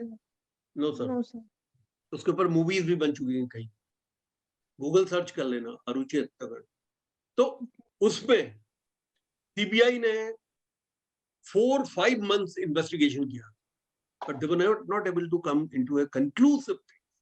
Ultimately वो पहुंच गए जज के पास ये कहने के लिए कि इनके माता पिता जो हैं वो दोषहीन हैं और हम केस को विड्रॉ कर रहे हैं। लेकिन वो जज जो है, जज ने कहा इतने हेवी एविडेंसेस हैं, मैं इस केस को वापस लेने को एग्री नहीं कर। तो जो CBI की जज लेडी थी उसने उन दोनों को उठा के उनके ऊपर चार्जशीट लगवा दी और दोनों को उसने अंदर करवा दी। बाद में फिर वो सुप्रीम कोर्ट से बरी गए, तो वो भी करीब 1.5 साल 2 साल के बाद, मैं भूल गया उनका नाम, तनेजा क्या नाम था उनका, क्या नाम था प्रकाश चंद पाड़ी जी पिता का? याद नहीं है सर। मेरे फेमस हो गए थे वो दोनों, डेंटिस्ट थे माता पिता। आजकल मेरी याददाश्त पे काफी प्रॉब्लम आ रही है तो इसलिए अब मैं ब्राह्मी खाऊंगा। तलवार, सर ये कोई हेमराज बनजादे है, ये कौन है सर आरुषि हत्याकांड में? हाँ, हेमराज का भी हुआ था, मर्डर हुआ था। ये तलवार दंपति थे, डॉक्टर राजेश तलवार और डॉक्टर नुपुर तलवार, और इसमें जो है आरुषि के अलावा हेमराज भी मारा गया। Yes sir. उनका नौकर, हाँ इनका नौकर था वो। अच्छा मैं रखता हूँ, अगर किसी के पास कोई प्रश्न है तो प्रश्न पूछे, और प्रश्न नहीं है सर तो आज तो एकदम CT स्कैन लेवल का क्लास है सर, एकदम फुल इन डेप्थ। ऊपर से देखने को सब अच्छा ही लगता है, ये डिस्पोजिटर वाला सर एकदम बहुत इन डेप्थ है सर। वो तो इन डेप्थ है, लेकिन लिखा करो ना, उसमें क्यों नहीं लिखते हो व्हाट्सएप पे? लास्ट तो लिखा था सर आपकी हेल्थ के लिए, कल का क्लास मैंने आधा किया इसलिए लिखा। अरे हेल्थ जो है, एक समझो एक बात को, हेल्थ एक ऐसी चीज है, it doesn't give me any kind of a pleasure that people are talking about my health, because I do not want health to become a prohibitive factor to my ultimate goal of making everybody a teacher or master or a PhD in my subject of astrology. Health though it goes and comes. The point is, for example, I was very ill disposed at one point in time. Now I'm very extremely exuberant. I'm basically very exuberant. I'm very a man with a great deal of stamina. मैं हमेशा पूरे stamina के साथ, जोश के साथ पढ़ाता हूँ. So my forte is, what gives me the greatest pleasure is that I am standing up to the expectations of my students. मैं ये नहीं देखता कि मैं अच्छा पढ़ा रहा हूँ, बुरा पढ़ा रहा हूँ. Am I meeting the expectations of my students? ये मेरा जिंदगी का एक वो रहता है. अगर मैं उनकी एक्सपेक्टेशन को नहीं मीट कर रहा हूँ तो मेरे लिए बड़ी शर्मनाक बात है. फिर मुझे, और अगर मैं 5 घंटे घर में पढ़ रहा हूँ तो मुझे 6 घंटे 7 घंटे पढ़ने की जरूरत है, so that I could come up to the expectation levels of my students. ये मेरा ध्येय है. सर यही मेरा संकल्प है. एस्ट्रोलॉजी तो सर न्यू है, बट जैसे आप रेफरेंसेस देते हो ना सर आपका करंट अफेयर्स बहुत टाइट है सर, बहुत टाइट है. आपको कोई भी कॉम्पिटिटिव एग्जाम में डाल दो, आप तो करंट अफेयर्स में 100 लेकर आओगे. अरे मैं आपका बहुत टाइट है सर. 4 बार मैं IAS में फेल हो चुका हूँ. चलो अच्छा, all the best to all of you. बहुत बहुत थैंक यू शुभरात्रि. Sir. Thank you sir. Thank you नमस्कार so much. सर. नमस्कार जी. Thank you. नमस्कार sir. Bye. Yeah, bye bye. See you.